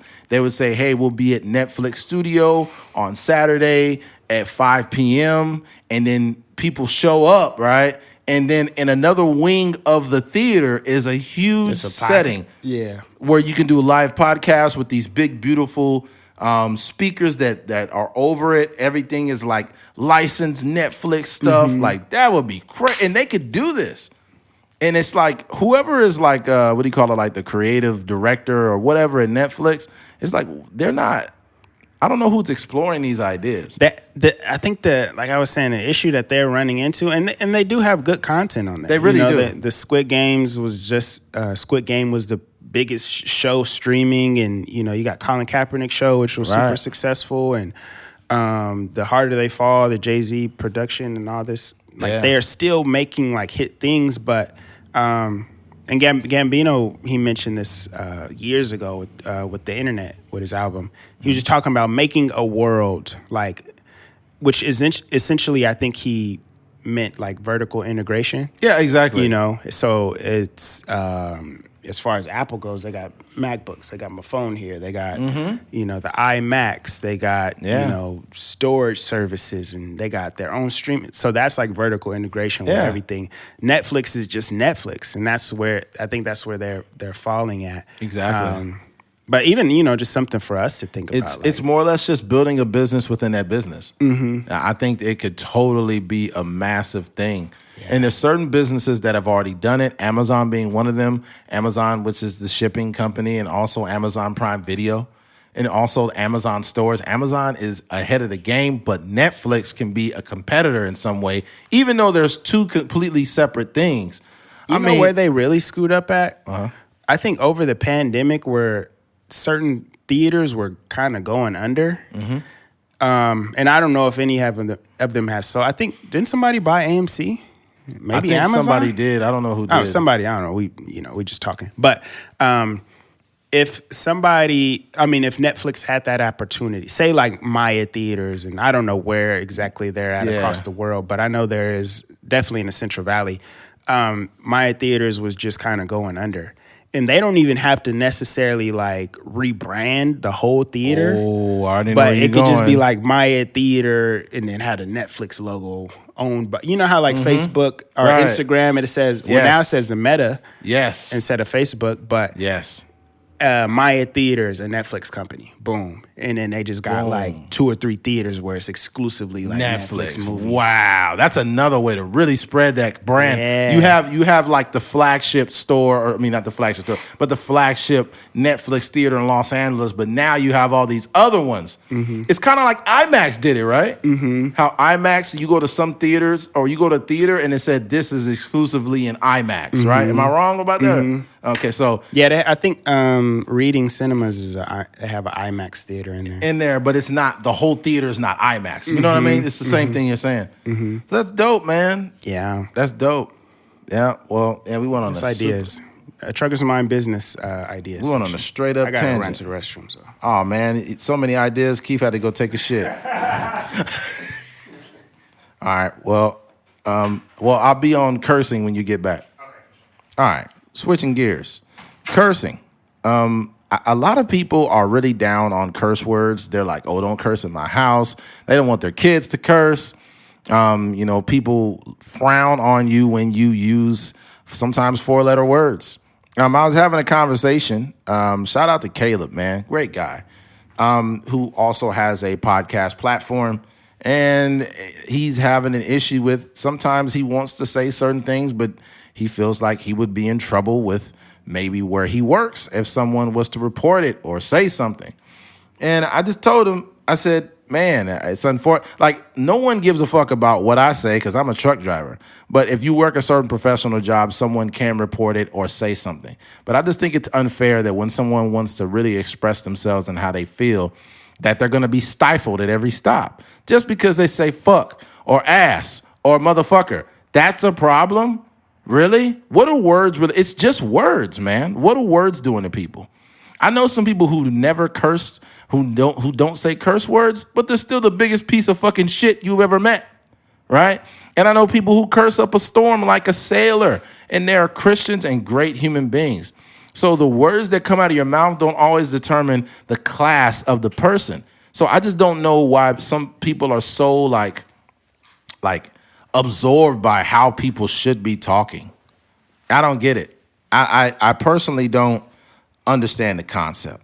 But no, what I just mentioned now before you came back is how there's some people that don't curse at all. Yeah. But they're like the biggest piece of shit with their actions. Yeah. Like, they'll steal from somebody, they'll lie to somebody, they'll do all this shit. And I know people who curse a lot, and they're decent human beings. Mm-hmm. I'm not saying one person's better than the other. Mm-hmm. I'm just saying there's no correlation to how you speak versus how you are. Yeah. Yeah, I agree. I think that they're, like you said, they're really great people that just got like a foul mouth. The only thing that I will say is like, there's a time and a place for everything. Very true. In a sense. Like, I don't necessarily agree with the fact when there's a certain people or certain settings where you should respect, right? Yeah. So let's say a Trucker's Mind podcast pops up at a junior high or something like that. And of course the kids, they're cuss. But there's like a certain level of professionalism that you should carry. Maybe if we talking to a football team, a college football team, you could let some words fly because that's just like the culture there. But if you around your grandma or your grandpa or something like that, and you just kind of want to respect their household depending on if they care if you cuss or not. But just overall, I think that people have this idea of like swearing like it's like the most heinous thing a person can do, when it's just because what happens too is like you'll have a person personally like cussing around you or whatever, using certain words, and then they'll go right ahead and turn on Netflix and watch whatever movie where they cussing in the movie, or they're listening to certain songs where it may be super sexual, but it's just kind of like you're always going to contradict yourself in those cases when you're this person that's like cursing police.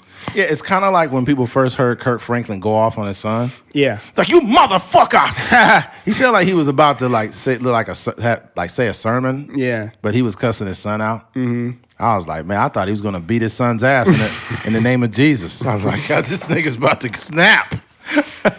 They need some real therapy in it. Yeah, Kirk Franklin's like, look here, bitch. I'm like, damn. Yeah. And I think, like, we talked about the situation with Kirk Franklin and his son. And I thought his son was a punk.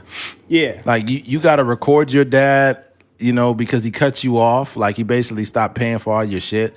So you cut him off and basically, I don't know, what do you call that? He wasn't extorting him, but he was basically like recording him to make him look bad. And then he released the audio. And he's like 30-something years old. Mm-hmm. You too old to be doing that shit to your dad, man. Yeah, that's out of pocket. But I think, what about like in terms of like a disagreement, like how that would look as far as like like say you're having a argument with your wife or something like that, and y'all are, the conflict is not being resolved by any means, and then like certain, I guess, certain curse words are just flying like casually. How would that be taken? Or I think in that situation, you should be very aware and cognizant of the words that come out your mouth when you speaking to people you really care about, because you can say some things that really reduce that person and make them feel like they don't even belong there. Like if you tell a woman, like, let's say y'all get in an argument and you say, you your sorry fucking ass. You say something like that to somebody, you've reduced them to nothing. So you can use words to make them feel bad. And it's not just curse words that make people feel small. Because I know people who go to church every Sunday who don't curse that do the exact same thing. Yeah. They'll be like, you need to be saved by God. I don't know what it is. You need to go to church. You need the Lord. You need the Lord. When somebody tell you something like that, like, you need the Lord. You need the Lord. Yeah. That's like you using God to judge me. You know what I mean? You want to know a Christian's way of telling you to fuck yourself? I'm going to pray for you. Yeah. I'm going to pray for you. So you may not be cussing me out, but you telling me to fuck myself and you doing it through the scope of the Bible? Like, get out of here. You got to be kidding me, man. I'm going to pray for you. I'm going to pray for you too. Yeah, that's real. You over here subliminally judging me, telling me you're going to pray for me. You need to pray for yourself in the process. Yeah. And why your life is the way it is. Don't worry about what the fuck I'm doing. Yeah. You know what I'm saying? The hell? You was telling that story about how the dad was like, hey, don't cuss around my son or whatever. Oh, yeah. I was at the store and this dude was like, excuse me, can you please not curse around my son? And like, I wasn't disrespectful, but I didn't really like acknowledge it. I just like left it alone and just stopped really talking. But I'm thinking like, dude, as soon as your son goes out the fucking door, they're going to hear all the worst shit. And I guarantee you, your son's probably cursing too. Yeah, it'd be in the neighborhood, it'd be like some young kids, 5, 6, 7 years old, running around cussing, saying all kind of foul language. Oh, yeah, super. And I hear it and I just laugh. I remember one time there was this kid that was going down the back alley. It was an Asian kid, and he had said nigga about 25 times in about 15 seconds. I don't know if that's possible. He's like, yeah, nigga, I'm over here down the street, nigga. Like, I'm doing my thing, nigga. You know what I'm saying, nigga? That's how you know it's like, damn. It's not authentic. Nah, it's You're forced. overusing, that word. It should just, like, for us, when you grow up saying it and it's part of your community, part of your culture, part of your, your vocabulary, you're not saying it like, it's just like it's almost like a filler. It's not something that you're consciously thinking like, I gotta say nigga every sentence. Right. Now, even though I'm talking about cursing, am I saying it should be a part of your everyday vernacular? No, I'm not saying that. I'm just saying that if you happen to curse, it doesn't make you a bad person. But you do need to work on using your words. Your words are important. Let's not act like they're not. Yeah. But if I'm passionate about something and I'm trying to get a point across and a curse word comes out of my mouth, just know I didn't use it as a placeholder. I probably meant it because I was like trying to really drive this message through what I was saying. You'd be like, I'm tired. Like if you say like, I'm so tired of this. But if you switch it up, I'm so fucking tired of this. Now you really driving that thing through. And what you also notice too is more politicians you starting to see curse. You're starting to see more politicians curse, and it's mainly since Trump. And what it is when Trump cursed, believe it or not, it made him more relatable. Am I saying it was right?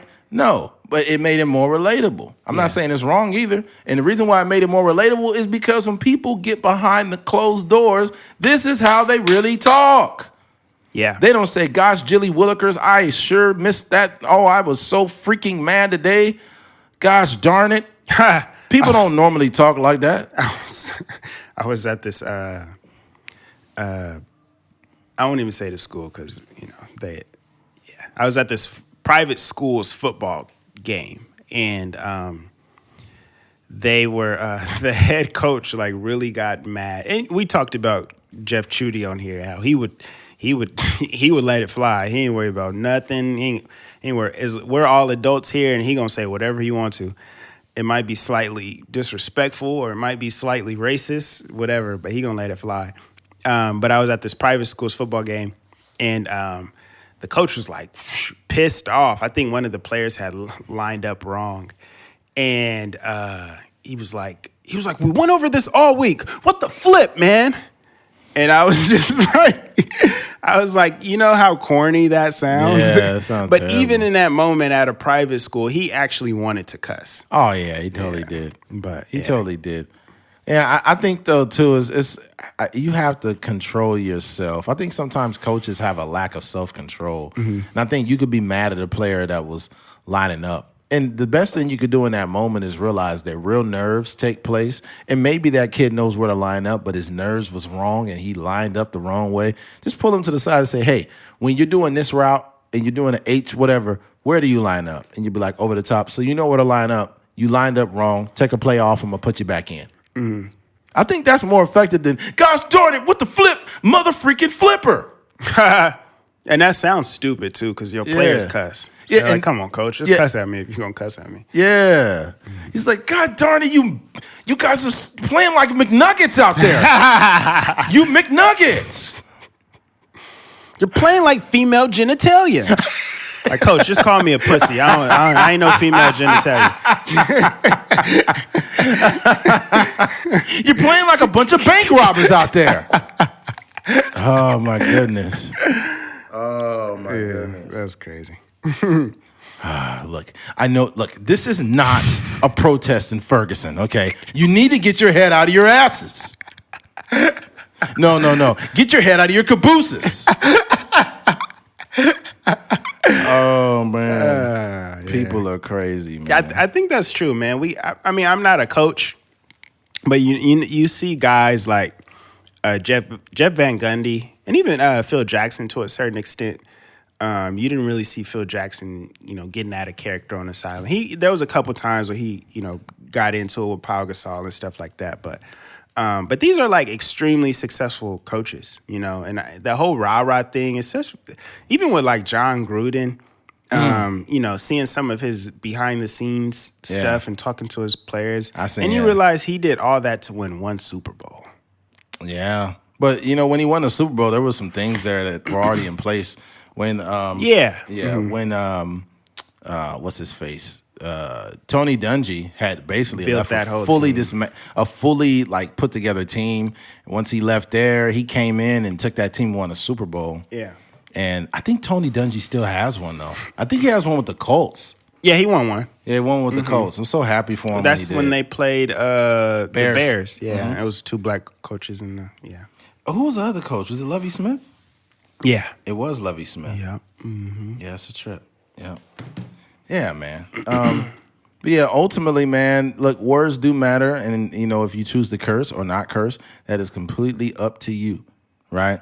But just know, if I curse, it doesn't make me a bad person. Yeah. I remember I've had people look at me crazy before. I was like, oh, fuck, why is that like that? God damn it. Mm-hmm. And they'll be like, whoa, got a foul mouth there, young man.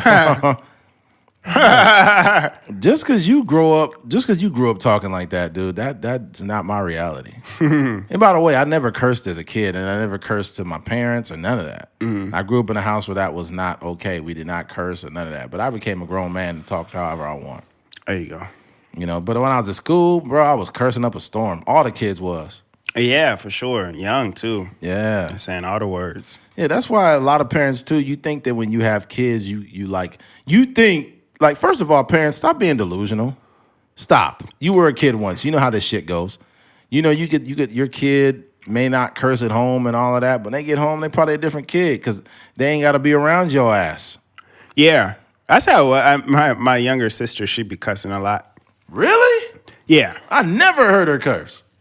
But it just is what it is. But that's the same like reaction all of us had. Like it's because obviously when she's old, she's grown now. 21. You know what I mean? She's So a she can grown do woman. whatever she wants to. But when you just have a perception of someone. Right? I didn't even know she was inked up. Yeah, she got a few tattoos. Yeah. But yeah, so like, when I hear her cuss, I still say that, like, yo, watch your mouth. Just because I think of her as like my little sister. Yeah. But, she's grown. She can do whatever.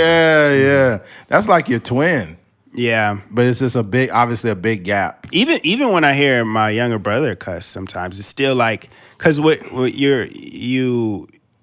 when you grow up with someone, you automatically think of them as like, you know, still your younger sibling, and you kind of relating it to elementary school, and you know when you're running around playgrounds and all this kind of stuff. But it's just like, in a glimpse, you're an adult. Yeah, you've made it through life not really cursing at all. Like and Desmond used to not cuss. I don't know if people he did not cuss for years. He just did not curse. Yeah. You know, but you use certain words, but you don't really curse at all. Like, I almost wish I did cuss though. Why?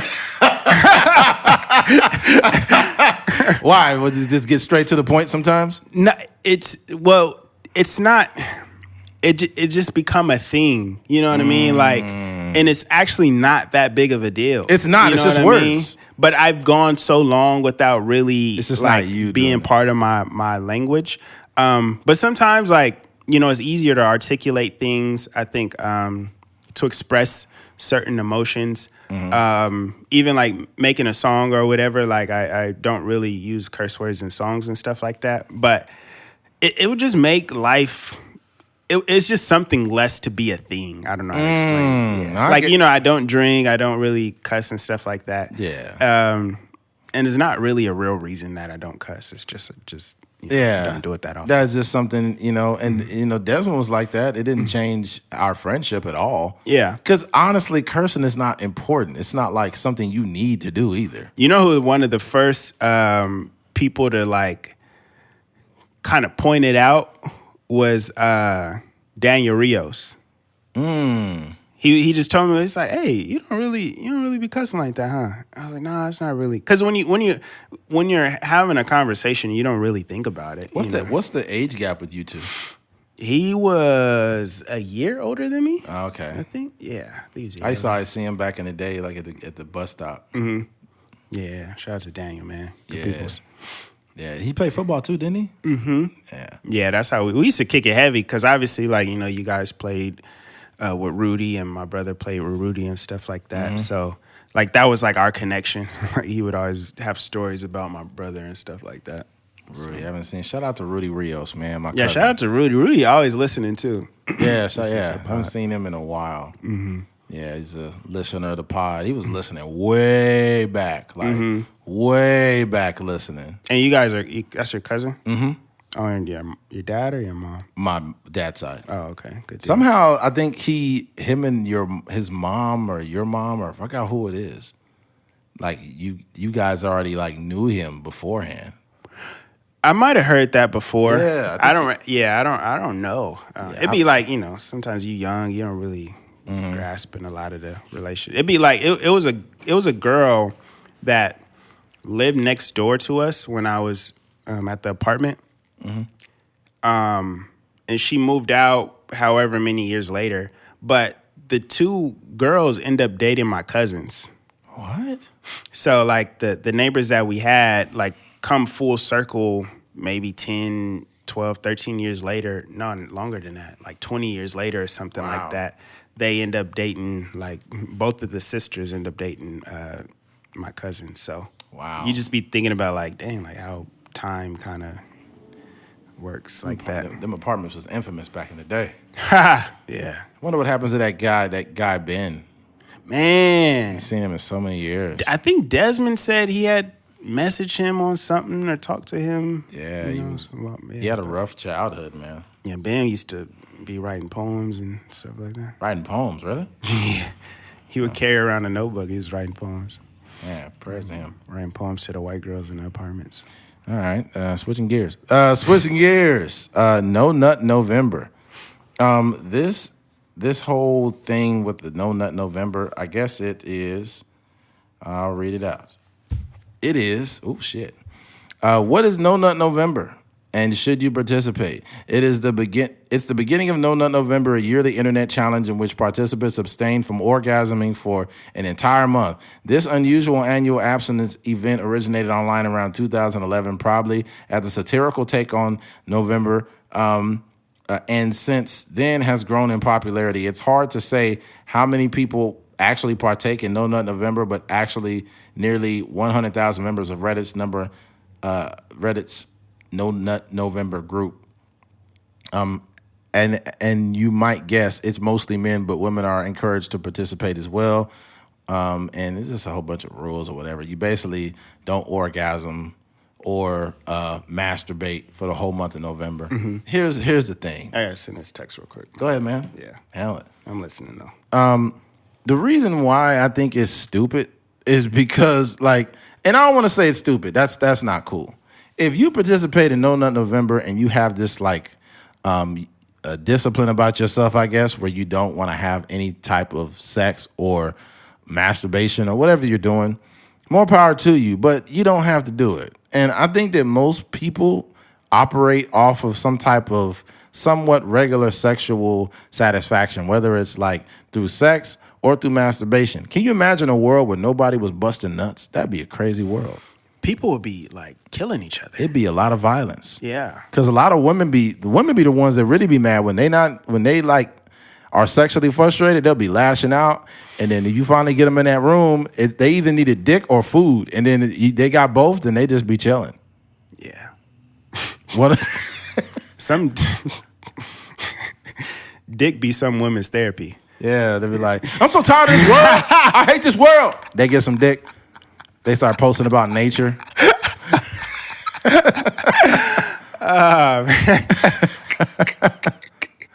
That's crazy. Could you imagine if some nigga that's just knocking women down, but that's his form of therapy? Yeah. He's like, you relieve so much stress. I was so mad earlier today at work. I feel so much better now.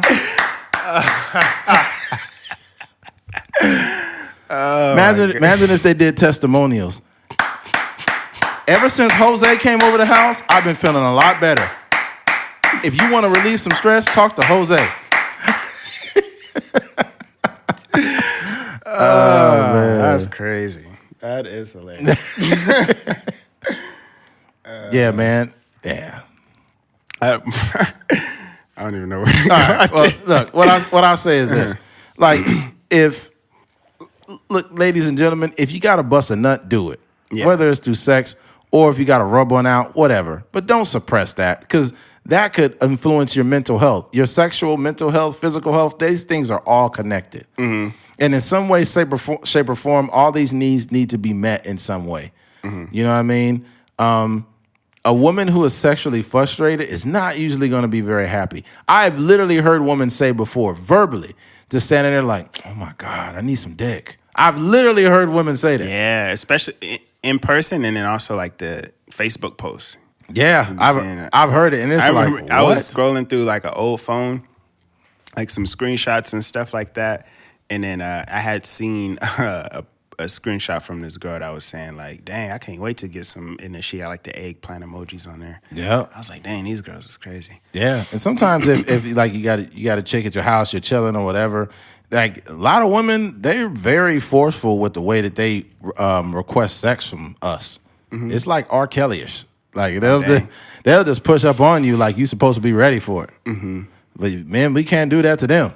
No, not at all. Not at all. We just gotta like hope that the pussy just kind of just falls in her lap. Yeah, hopefully it just pops up. Yeah. But for them, they'll be like, I'm so tired of this nigga. I need some dick. Can you imagine if somebody did that? Like, there's some woman on Facebook or somewhere like, somebody help. I need some dick. I just call the fire department. Yeah. Call the police or something. Shit, I don't know. I think that's the struggle for men and women to a certain extent, because I think men, if you're out here courting women or whatever, you're just trying to smash pretty much as often as or frequently as possible under certain guidelines. Like, you don't want to be, you ain't just smashing like, that's a hard part about this politically correct world. Like, you got to navigate around. This is what I was going to say. Forget that. As a man, you don't want to be smashing this no big, out of shape girl, right? Or, someone you're not necessarily like not attracted to. Okay. So in terms of that's like the plight for a man out here trying to get women. For a woman, the plight is like good, consistent dick.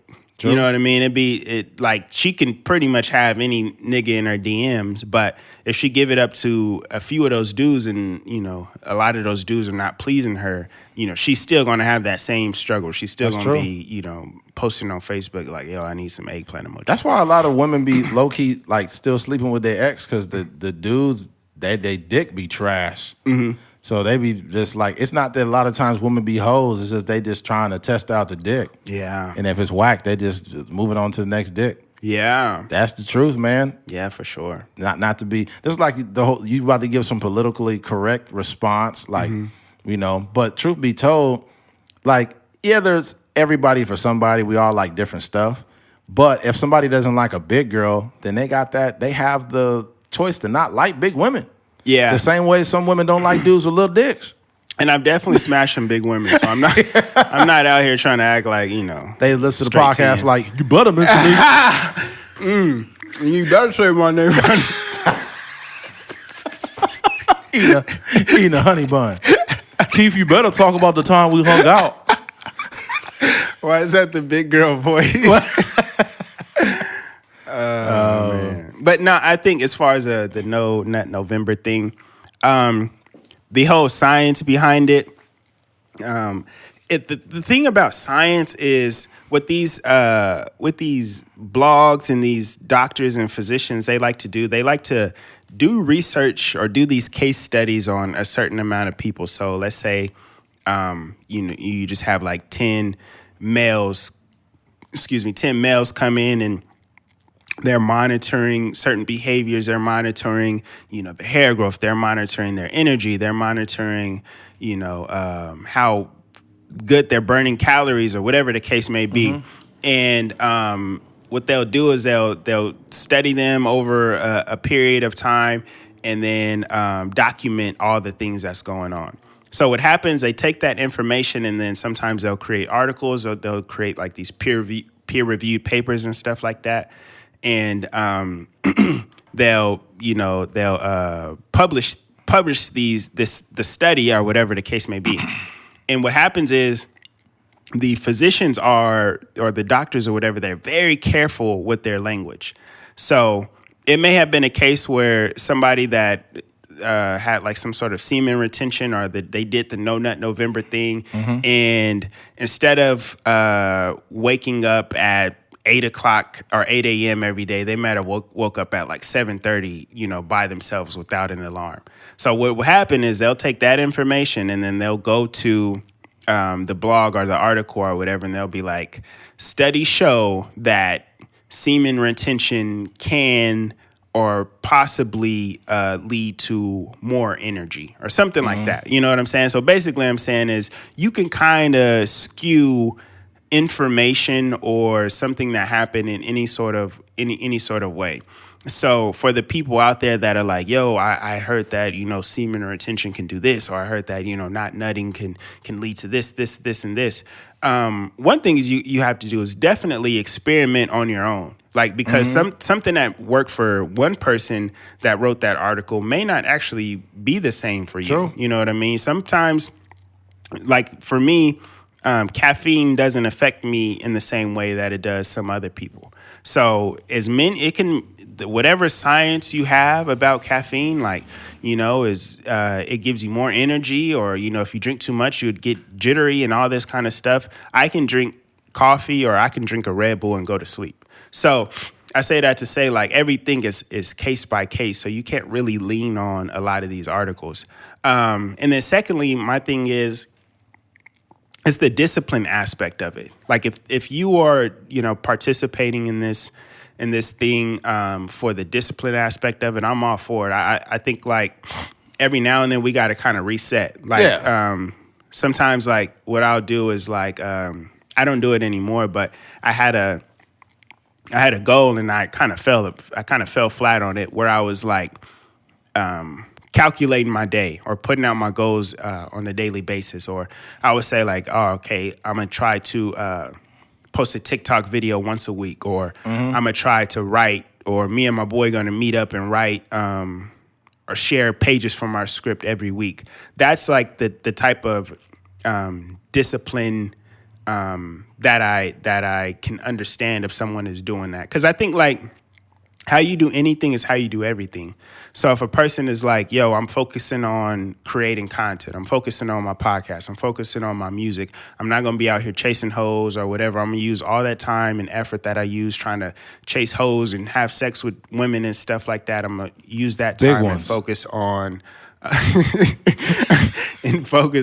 the stuff that is really going to help me grow and stuff like that. So if it's for the discipline, I'm all for it. If it's for this like science thing, I don't really understand it. And also like we have to stop just believing anything that any doctor says. Yeah, stop. Because it's all, that's the thing about any form of medicine or science, it always evolves. Yeah, exactly. So when you get something at the beginning and you could just be spewing off stuff and the actual data may actually update and you still saying the same shit. Before anybody tries to cancel Keith about his statement about big women, he just said that he sleeps with not sleeps currently tense, but has slept with big women. Yeah, yeah. Back in the day, he was supporting the movement. Yeah, you be the main one trying to cancel me though. What do you mean? You be hashtagging cancel Keith. Yeah, man, ain't nothing wrong. Look, here's the thing, right? The same way that like everybody, we all have certain things we like and dislike, folks. Like seriously, like me, I've slept with a couple of big women. I genuinely have. They were very pretty, by the way. Very pretty. Some big girls be so pretty. Very pretty, very thick, very attractive. Just because they big don't mean they attractive. But there's some that's big that's just too big. I'm just like, no, can't do that. The same way as some that's like, oh, Eddie just don't look good enough or whatever. Yeah, I think that it's a preference. I think that like when it comes to scrutiny and certain types of scrutiny as far as like body stuff, men take it way easier than women. Way easier. Yeah. I mean, we have to because women don't care about our feelings. No, not really. They really don't. They just be like, he ugly. Yeah. If you said, she fat, bro, that will cause a mental breakdown. Yeah. Everybody would just stop like, oh my God, you body shamed her. Yeah. But the same woman that's talking about body shame was like, his dick small. He got a little dick. I don't like little dicks. And women be like, that's right, girl. Yeah. You shouldn't have to have no little dick. You work too hard. That would normalize anything. You work too hard to be having little dicks in your life, girl. Oh, man. That's crazy. All men are trash. Yeah. I've seen that statement so many times. Yeah. All men are trash. Men are trash. Dick shaming and all of that. Yeah. That's the thing. We one thing that we have to be careful of is like these generalizations. Yeah, but we also can't tell women how to feel. Feel however you want. Yeah, I don't necessarily agree with that statement, but go ahead. But my thing is like we have to stop generalizing like those kind of statements like all men are trash. And we understand it's hyperbolic in a sense, but right. You know, you kind of lose credibility when you're speaking in that manner, like all men are trash or all women are trash, all niggas cheat and all, whatever. I think if that's how you if that's what you believe about men or the men that you've dealt with, I think we have to articulate it in a better way. Like, hey, I've dated such 5 different guys from Bakersfield, and what I've come to realize that the men that I've dealt with here don't have drive. Or the men that I've dealt with here tend to cheat on their women or whatever the case may be. Yeah, it'll be some dude. It'll be some dude in the comments like, all dicks matter. Little dicks matter. Little dicks matter. It doesn't matter just because you're worn out and you've been in the streets. Yeah, you can't handle a small penis. It's your problem, not mine. That sucks, though. Some people really will judge women or men based on something that they can't change. That sucks, dude. Like if a woman's flat chested, like, look at this little titty ass. You better not give me no attitude with them small ass titties. Yeah. It's like, dude, are you serious, man? That's not cool. Or girls with no booty be really insecure. You ain't got no ass and think I won't cheat on you. You deserve to get cheated on because you ain't got no ass. I got to go cheat on you just to get ass out here. Try to like normalize it and shit. You know, doggy style is my favorite, but you just got a bony ass. I can't even do doggy style. I got to be cat style because you ain't got no booty. Cat style. Oh, man. Oh, man. All right, man. Well, it looks like we came to the very end of this podcast. Yes, sir. You start talking like that, it's time to wrap it up. Yeah, I got to use the bathroom again. Jeez, dude, what's up with this guy? Just drinking water, man. Just trying to get my skin right, you know what I mean? There you go. Setting goals for myself. All right, sponsored by Smooth Skin. Do you like the skin that you're in? Drink water. All right. Well, if you made it to the end of this episode, we appreciate you as always. Thank you for listening to A Trucker's Mind podcast. I'm Eddie McGee. It's your boy K Fings. We're out of here. Peace.